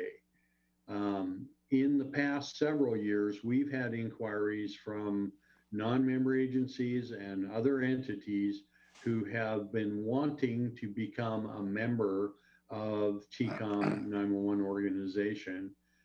We found, at least at the Board of Administration level, we found that the language for adding a new member was a little bit vague and left a lot of gaps that needed to be filled. And so specifically, the Administration Board of Directors wanted to add this language and the ability to contribute future revenue for maintenance, operations, and replacement purposes. This language will help us when an entity such as the Nisqually tribe or Chehalis tribe came to us and asked to be member agencies. We would refer back to this language with the Administration Board of Directors and other things in Article 8 that will help us with that process. Article 9, there were no changes. Article 10, there were no changes. Article 11, again, we revised the sales use tax language. And then we also eliminated the member funding formula.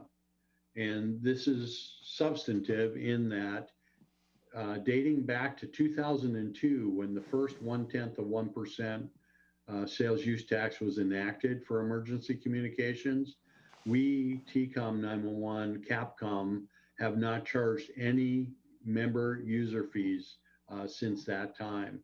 And so the review committee and the board of directors agreed that this language was no longer necessary, and we agreed to take it out of Article 11. Just one more comment here, though. It does, Article 11 does maintain the ability for the board of directors to institute user fees, but there's a process associated with that, much like this process, and we would have to reinstitute a new funding formula. So it doesn't entirely eliminate the possibility, but it does take this formula out of consideration.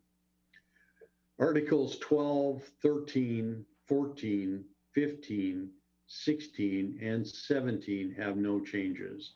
And then Schedule 1, the initial funding formula, was removed from the IGA. And those are the changes to the IGA that we're recommending. And hopefully at your regular meeting where this is on the agenda, you will approve those changes for us. So questions or comments? Yes, I do, Chair.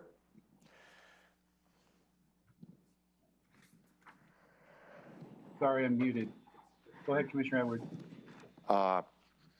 As we move forward with this, I'm just going to make a suggestion at this point.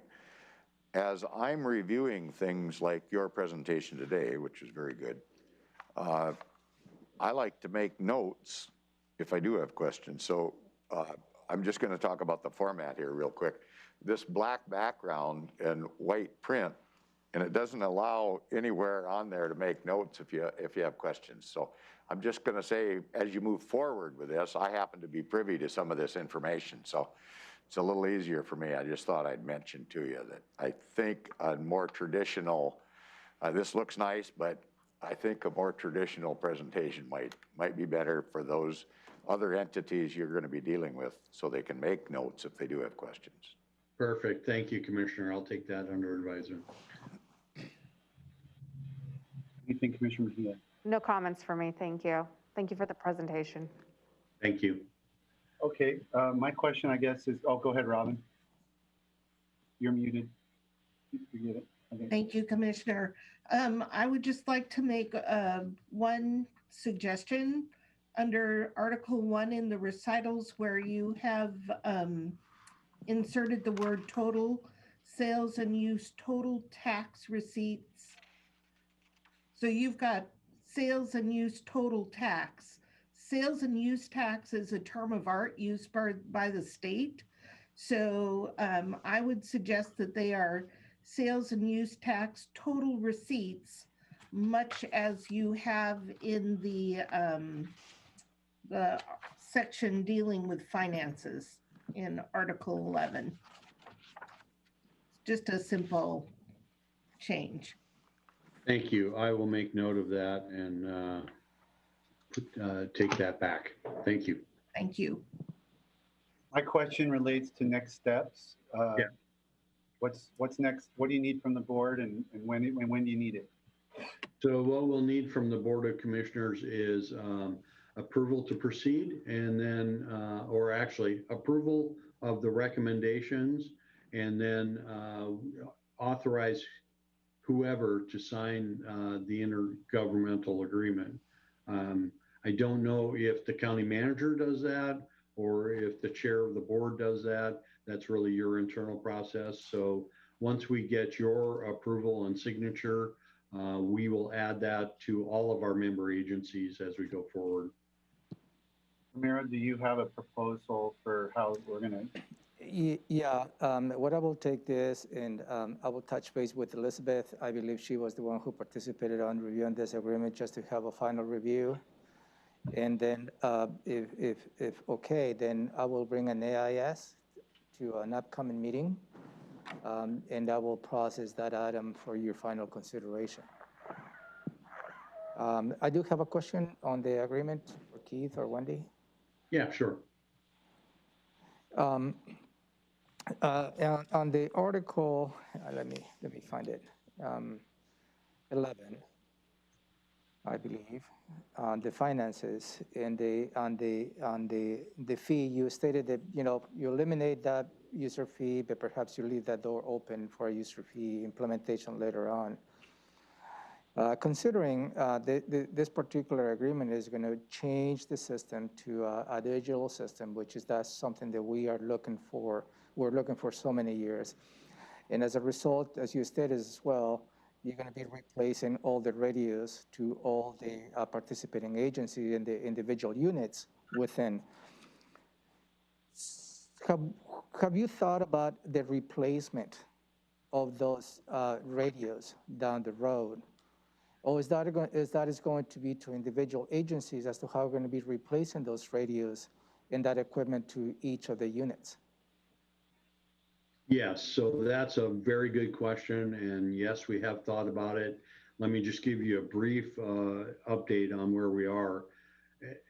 So we're going to purchase the original purchase, and we're going to transfer the assets once we've purchased and received, installed, and acceptance testing has occurred at the user level. We will transfer the asset to each of our member agencies.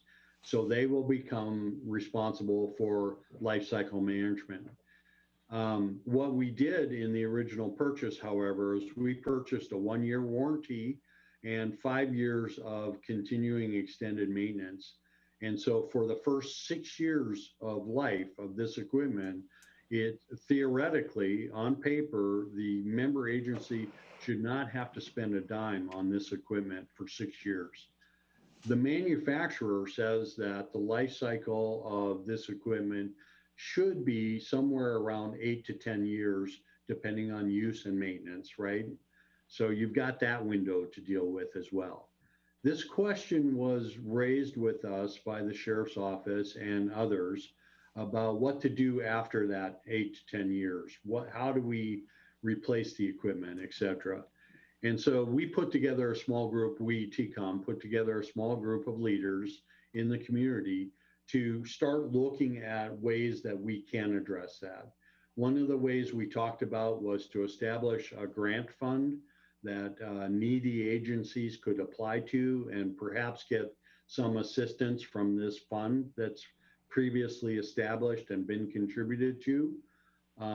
Another discussion item was assisting departments with grant applications. The feds are really good at making grant funds available for this specific purpose. So we would help agencies apply for those grants. And then the third option was to go back to the manufacturers and see if we could explore lease options rather than purchase options for the next cycle of equipment. So to answer your question briefly, yes, we have considered it. Yes, we are still working on it. Okay, thank you. So, Commissioner, I will bring this item hopefully by the 26th meeting. And so you will see an AIS where you will consider formally approving this proposed agreement. Okay, thank you, Keith and Wendy. Appreciate your time today. Thank you. Good job walking through that for us. Thank you, Keith. Thank you, Wendy. Thank you for your patience this morning. No problem at all. Okay, we're going to hop back to item 7 in our agenda, which is proclamations and awards. Good morning, Commissioners. For Amy. Good morning, Commissioners. Amy Davis, Clerk of the Board. In your packet, ahead of today's 2 proclamations, you will see this year's proposed proclamation schedule. I've gone through what I can locate of the last few years and compiled this list of those done at least semi-consistently. If there are any not on the list that you would like to see come forward, just let me know and I'll include it. And I can circle back next Tuesday morning as well to take any revisions and additions to the list. You have one. I didn't see proclamations on the agenda for today.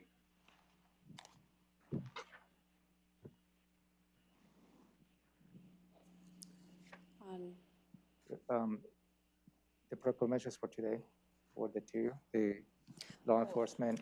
On the 2 p.m. agenda, yes, they'll be included for the 2 p.m. meeting. But they're just so we're on the same page. They're not there now. Correct. Okay. Yes. Okay. Okay. Have them. So we will add it to the agenda for this afternoon, Commissioner. Thank you. But I have some, Chair, can I speak? I can't see who's speaking. It's Carolina. Okay, sorry. Yes. Thank you. So I have some suggestions to add on. One of them would be to add from September 15th to October 15th, it's a National Hispanic American or Latino American Heritage Month. Another one I would like to add would be September 17th, it's Constitution Day. Good. And then one more would be from May 1st to May 31st. It's Asian America and Pacific Islander a month. Thank you. I'll get those added. I'm not sure if they have to vote on them, but those are just suggestions. Yeah, that will be some suggestions provided Commissioner Mejia. And I know there is an effort to perhaps to curtail the number of proclamations the board may consider. So this will be good suggestions. As Amy stated, if you have the chance to review this list, we'll bring back this list again next Tuesday. And at that point, I will ask the board to confirm, at least at this point, you know, at a high level, the year's proclamations as presented, as well as the suggestions that Commissioner Mejia has included, as well as you additional suggestions the other 2 board members will bring. Okay. That brings us to number 8, advisory boards and commissions. Thank you. And just real quick, behind the list are the 2 proclamations to be presented this afternoon. The first is for Law Enforcement Appreciation Day, and Sheriff Snaza, along with Chief Brad Watkins and Captain Gordon Phillips, will attend, along with Acting Chief Ron Amata of Lacey PD and Deputy Chief Sam Costello of Olympia PD. For boards and commissions this morning, that consists of 3 applications, all for reappointment to the Agritourism Advisory Committee. The applications are from Robbie Rutledge, General Manager of Rutledge Corn Maze, John Borden, Sandstone Distillery, and Juanita Torman from the Washington Healthcare Association. Each would have a term of January 1st, 2021 to December 31st of 2022, and their applications are attached. If there are questions, I'm happy to take those and circle back next Tuesday morning as well. All of those are reappointments, right? Correct. Yep. Okay, any questions for Amy regarding the advisory board applications or the proclamations? I guess typically, and for Commissioner Mejia's benefit, these are the first ones we're seeing for 2021.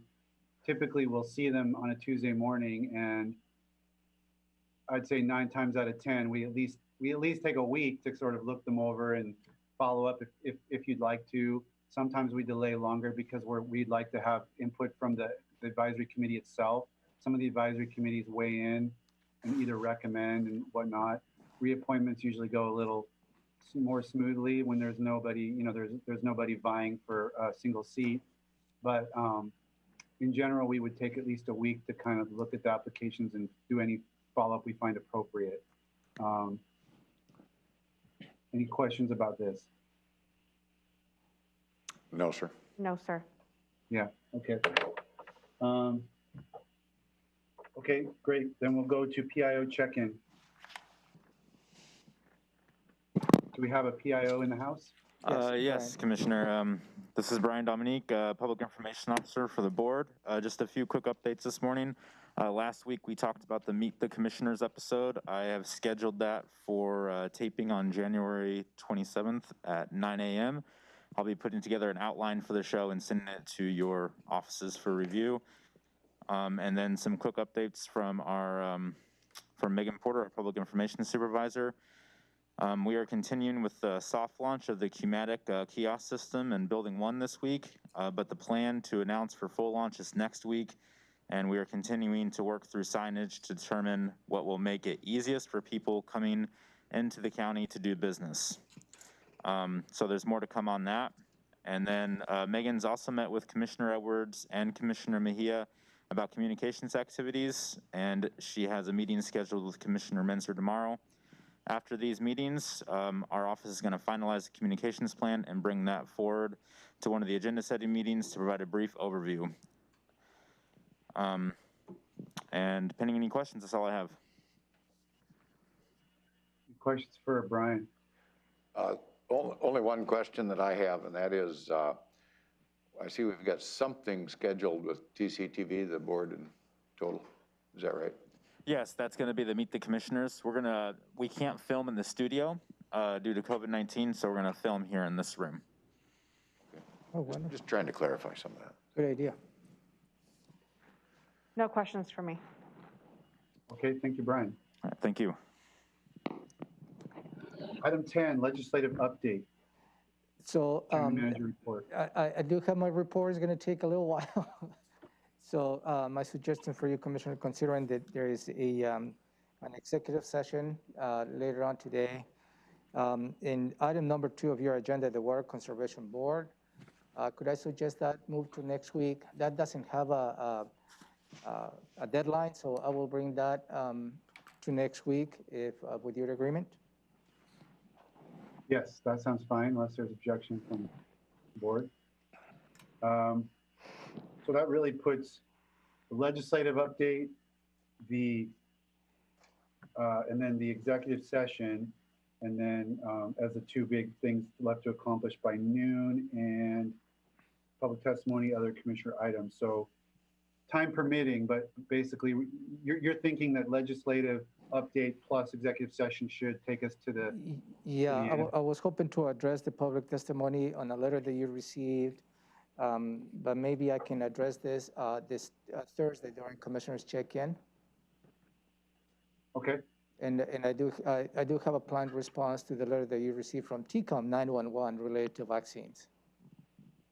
Let me ask, do we have a projected amount of time needed for executive session? Yes, I was hoping to give you ample time. I was hoping maybe 40 minutes, and I can probably spend the next 20 minutes on my legislative update, if that is okay. That works for me. Let's go.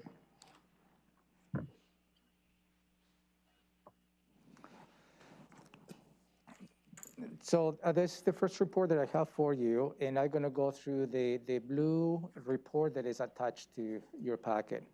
The first report is what Deborah Manguia sends me on a weekly basis. I have reviewed at least a brief review, and I have extracted some of the bills that perhaps may be an interest of the board. I'm going to walk you through based on the review that I have conducted and all the many different bills, and I will provide a suggested recommendation and position.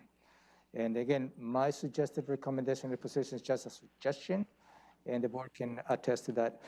I have tried to find a way as to how I can give more time to the board to look at all the bills in a timely manner. But the legislative session moves so quickly, and sometimes, and unfortunately, I have not been able to find a way. This is just my editorial comment. Let's begin with House Bill 1035. This is providing local governments with the option to implement a grant relief to preserve affordable housing on unincorporated of the county. My review of this bill is just provides yet another tool for the Board of County Commissioners to exercise via resolution, setting up affordable housing incentive programs. They will protect and preserve affordable housing in the unincorporated of the county. There is not a financial element to this bill, so at this point, my recommendation will be to remain neutral on this until we find out what the fiscal note will be. I'm going to move through, unless you have any questions, please stop me. And if you agree with my recommendation, it's fine. If you like to exercise, this is just my 2 cents worth of the process. Real quick, we're on Zoom here, and we're not in the boardroom together, and we're going to move quickly. So I'm going to ask the commissioners just to pipe up. If you've got a question for Ramiro, don't wait for me. I'm not going to ask. It's just too cumbersome to do it that way. So just pipe up if you have a question. House Bill 1046, it requires the Utilities and Transportation Commission to adopt a rule program to allow the procurement of electricity for community solar projects by investor-owned utilities. This bill appears to be a good tool because there's a lot of community solar projects that are planned in the future, and this will allow the opportunity to sell electricity as a result of those community solar projects. My recommendation is to support this bill. House Bill 1053. This is the delay of the implementation of the plastic bags. As you know, the legislature passed a law last year. There's going to be banning the plastic bags during the COVID-19 emergency. Some of the local jurisdictions have stepped away from that and have allowed to use the plastic bags because that appears to be a best way to eliminate contamination by bringing your own bag. This particular legislation delays this order by to July 1st, 2021.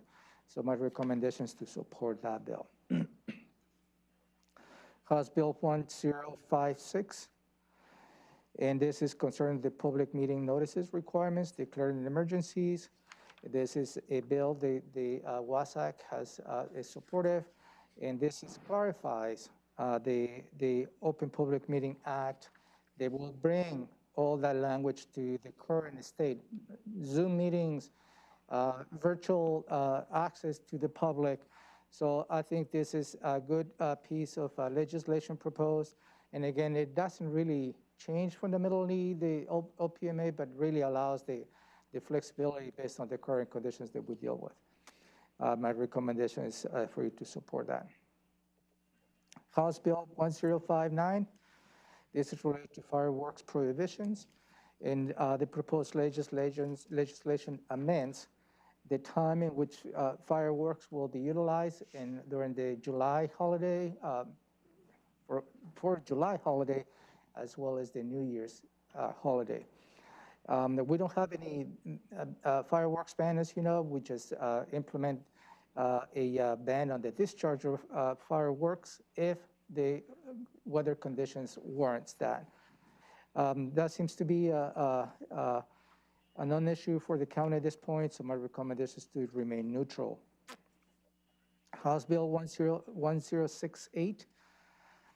This is accepting election security information from public records. I have touched base with the county auditor, and she is supportive of this legislation, which what it does is any information related to elections that is related to security, operations, and infrastructure, this should be exempt from the Public Records Act. So my recommendation is to support that as well as the auditor's suggestion. House Bill 1069, I believe the board is aware of this. This provides a temporary flexibility on some of the funds that we receive here in the county, including the criminal justice sales tax, the real estate excise tax, and the lodging tax as well. And those two funds, this bill provides a little bit of supplanting flexibility, but it has a deadline of December 31st, 2023. And I believe the board is supportive of that as we reviewed this item a couple of weeks ago. Moving on to the next page, House Bill 1070. And this allows for the affordable housing, and this is made a modification. Commissioner Messer, this may be associated, I need to do a little research, to House Bill 1059 that allows for a councilmatic 0.1% for affordable housing. This particular bill amends that, I believe, to include acquisition and construction of affordable housing facilities. I need to close the nexus on that, but I believe that it provides flexibility on the construction of that. But again, I was just going through my review. It appears to be a nexus, but again, I'll confirm that nexus. Robin is shaking her head in there.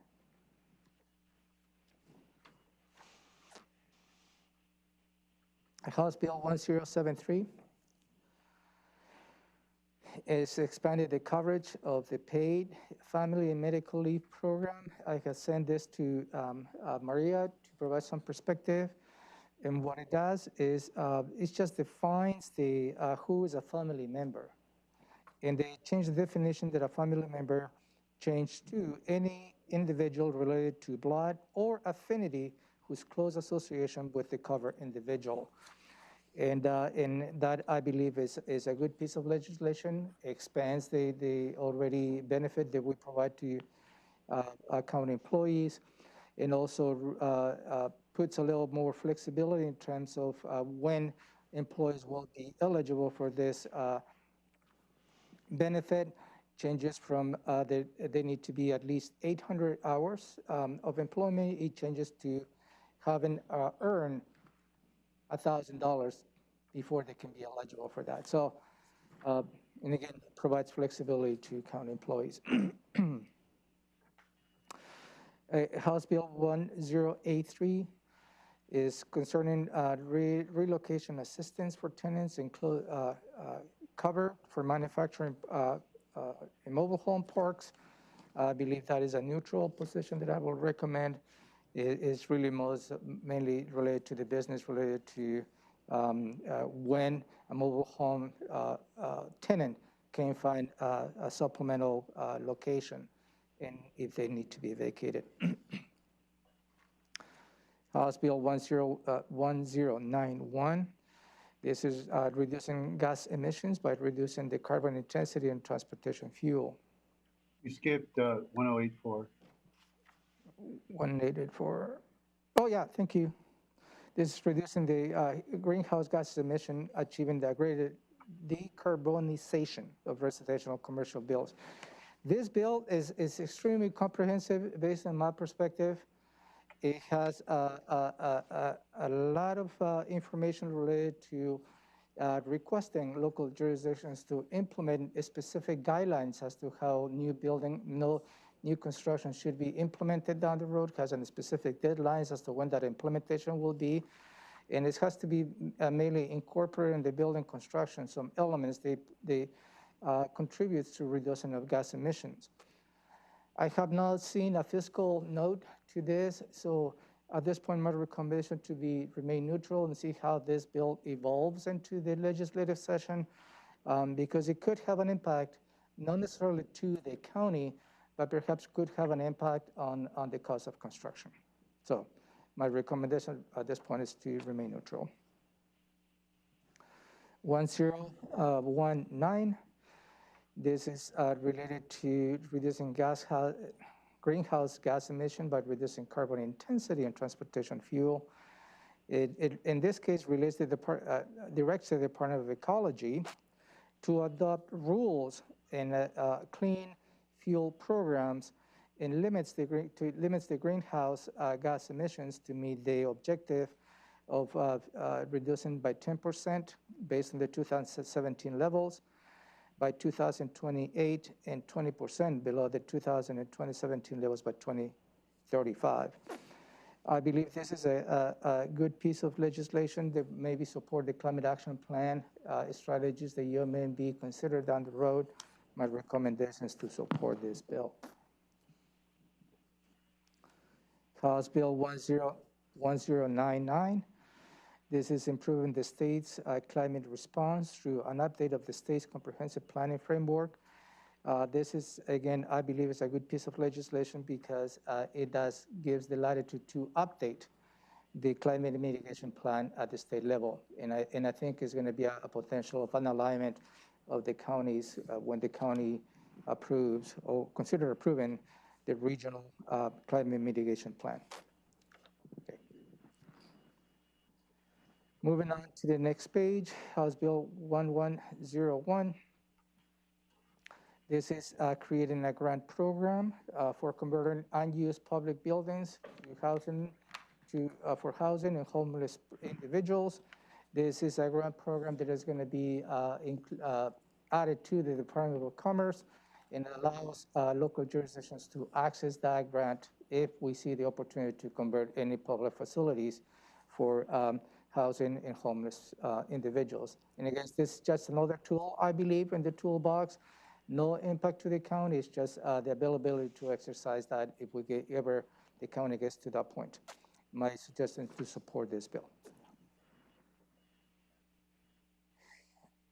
House Bill 1118. This is related to management of certain materials to support recycling, and waste, and litter reduction. And this is what it does is this piece of legislation directs the Department of Ecology to have an independent study related to the impact of plastic packaging that is currently managed at the state.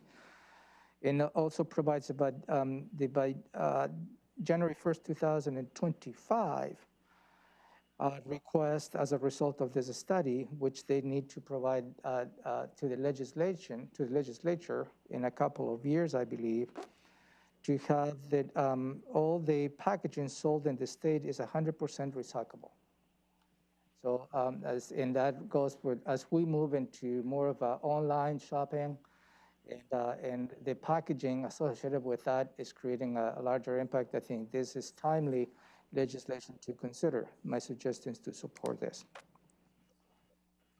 House Bill 1137, that's elevated road maintenance and preservation and transportation planning. This is more related to the state's Department of Transportation legislation, where and in fact, just this morning, I was listening on the news about this bill, and the sponsor, Representative McCausland, was stating that at this point, the state is spending a small amount of the revenues to maintain the existing system.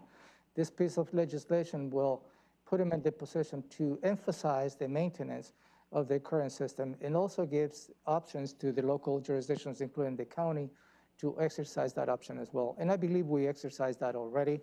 But again, this is related to the state to maintain the current infrastructure. My recommendation is to support that. House Bill 5006 concerning local parks funding options. This particular legislation gives the option of the Board of County Legislative Authority to exercise 1/10 of 1% specifically to fund parks. And what it does is this option allows the Board of County Commissioners to put that on in front of the voters. It does not give you the councilmatic option on this case. But is another tool in the toolbox, and my recommendations to support that, considering that we really don't have ways to continue to support our parks. Moving on to Senate Bill 5012. This is providing local governments an option for the funded essential affordable housing. The background on this is the state imposes an excise tax of 6.5% on the sales of goods and services provided within the state, including furnishing, lodging, and hotel, motel, similar considerations, and authorize the cities and counties to impose an additional special local excise tax for lodging and services.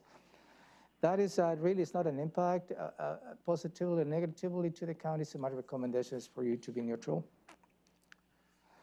Senate Bill 5024 is included in the list, but my recommendation is take this out. This is something that affects the cities directly, so I'm not going to be going over that. Senate Bill 5032. And this provides additional recommendations as to how the Public Works Trust Fund should be conducting business, provide some flexibility to the Public Works Trust Fund, and I believe it's always when provide flexibility to any state board, it's always helpful, so my recommendation is for you to support that. Moving on to the next page. Senate Bill 5033 limits the property tax exception for improvements to a single-family dwelling to only include the construction of accessory dwelling units. So what it does at this piece of legislation is so timely since the board approved the ADUs last week. What it does allows the individual residences who have implemented ADUs to apply for a tax exception up to, I believe, 5 years. I think this is another incentive for ADUs, and my recommendation is to support that. I don't know where that goes. It's going to go though. However, 5041 does reducing unnecessary paperwork to promote development. I was surprised to see this piece of legislation that actually is a piece of legislation that speaks about reduction of paperwork related to development. But what it does, the RCW, is when a project is considered categorically excluded from the SEPA determination, then governments will not be asking to follow yet another checklist. So that seems to be a little bit odd to have a piece of legislation to deal with paperwork. So my recommendation at this point will be to be neutral on this. Next is 5042, this concerning the effective date of certain actions taken by the Growth Management Act.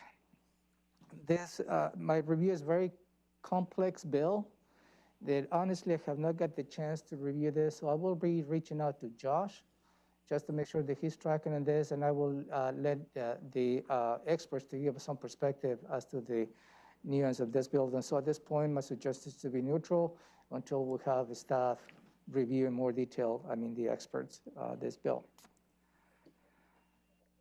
Senate Bill 5052 is related to creating health equity zones. As you may remember, there was some low-income equity zones the state has implemented in the last few years, and we have a small portion down in Rochester area. I believe this bill is similar, addresses the health equity zones across the county, and is going to be data-driven. They will include community health clinics, local health partners, federally qualified health centers. So there is, I think there is a good piece of legislation. The board may consider supporting this, because anything that we can eliminate any health equity in our society, I think is a good piece of legislation. It doesn't have an impact to the county. It perhaps may open up options as to how we can access. If we identified any health equity zones here in the county, may give us the options to access grants at the state and federal levels. And the last two pieces of information, this is the funding foundational public health services and supporting measures to create comprehensive public health districts. As you have, that's a little bit different, is a Z0125, is a Z0126. This is the piece of legislation the governor is introducing, has sent to the legislature to consider foundational public health, as well as supporting created the comprehensive public health districts. The first one seems to be adequate, at least from our perspective. That's something that we have been arguing for the last few years, that the state to provide funding related to foundational public health. The second is a little bit concerning. This is just me speaking concerning. They will take away, I believe, local control in terms of public health and social services departments. It will make this more of a public health districts. So similar to where we are right now, moving from phase 1 to phase 2 at a regional level, it appears that this piece of legislation is going to do the same. That Thurston County will be blended into a larger public health districts. And again, it has been submitted to the legislature, is in the process of finding sponsors to this particular legislation. I will keep you posted as to how this evolves. So at this point, my recommendation for the first one, if it ever gets to be considered, to obviously support any additional funding for public health, and without knowing any additional information related to the comprehensive public health districts, my recommendations will be to cautiously oppose this piece of legislation. Whew, that was a mouthful. Thank you. Miro, before I open it up, HB 1070, that's the first bill on page 2. I didn't for some reason I didn't write down. Did you make a recommendation there? Yes, that's to support that. It provides flexibility, and again, I need to do a little more research because I believe that is related to House Bill 1059, and this is the option I believe passed last year, allowing counties, local jurisdictions to implement a 0.1% councilmatic to deal with affordable housing. And 1070 provides additional eligible activities related to that piece of legislation. Okay, so I listened carefully to your description, and I wrote down your recommendations. Can you tell the board, so that I can frame the rest of the conversation, what it is that you want us to? Do you want us to come back next week and weigh in, or what is your proposed process for managing this? There is some bills that are going to be heard this week, and I probably ask Deborah Manguia, who is representing us at the legislature, to hold off any formal position until next week, where you can give a thumbs up, and that's probably the best way that I can probably see. What do my seatmates think about that proposal?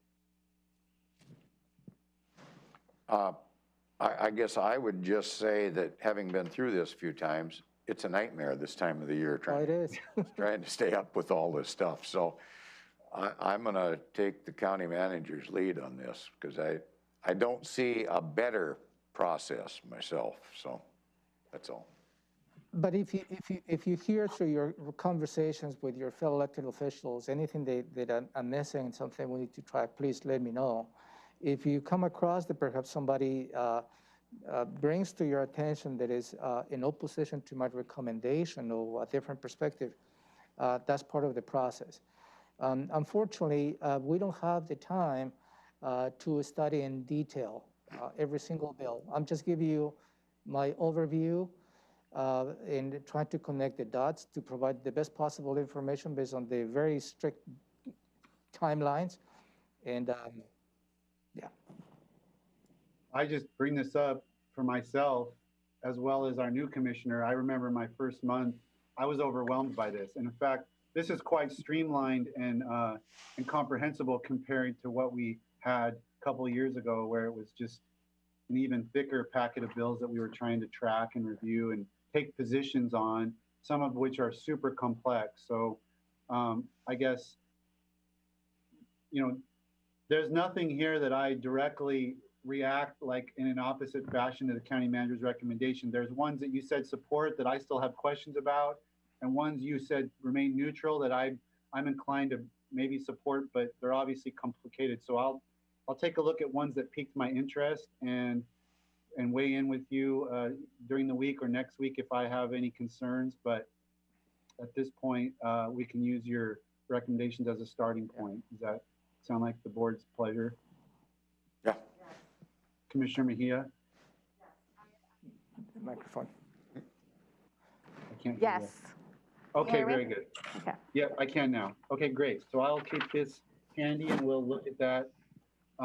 Then it is 11:32, and at this point, I think we'll skip to our fifth item under commissioners' items for our executive session based on the timing that county manager has estimated that we need to cover this item. Yes, Commissioner, if you don't mind going to an executive session outlining the RCW, then I will flip the sign outside. I do ask you, and I will ask Brian to be on point after you done with your executive session to you to come back and close this meeting. Okay. So we'll have to go back and live. Yeah, that's the process. Make sure after the executive session, you reconvene and the public knows that you have closed the meeting this morning. Okay, at this juncture, we're going to go into executive session pursuant to RCW 42.30.110(i) to discuss with legal counsel representing the agency litigation or potential litigation, topic being OPMA and BoCC meetings. Commissioner's action may follow. The county manager will advise. Can you state the time for maybe 30 minutes? Yes, the proposal is for, I'm going to say 28 minutes, beginning here at 11:33. Thank you. Elizabeth just left. She needs to be part of it.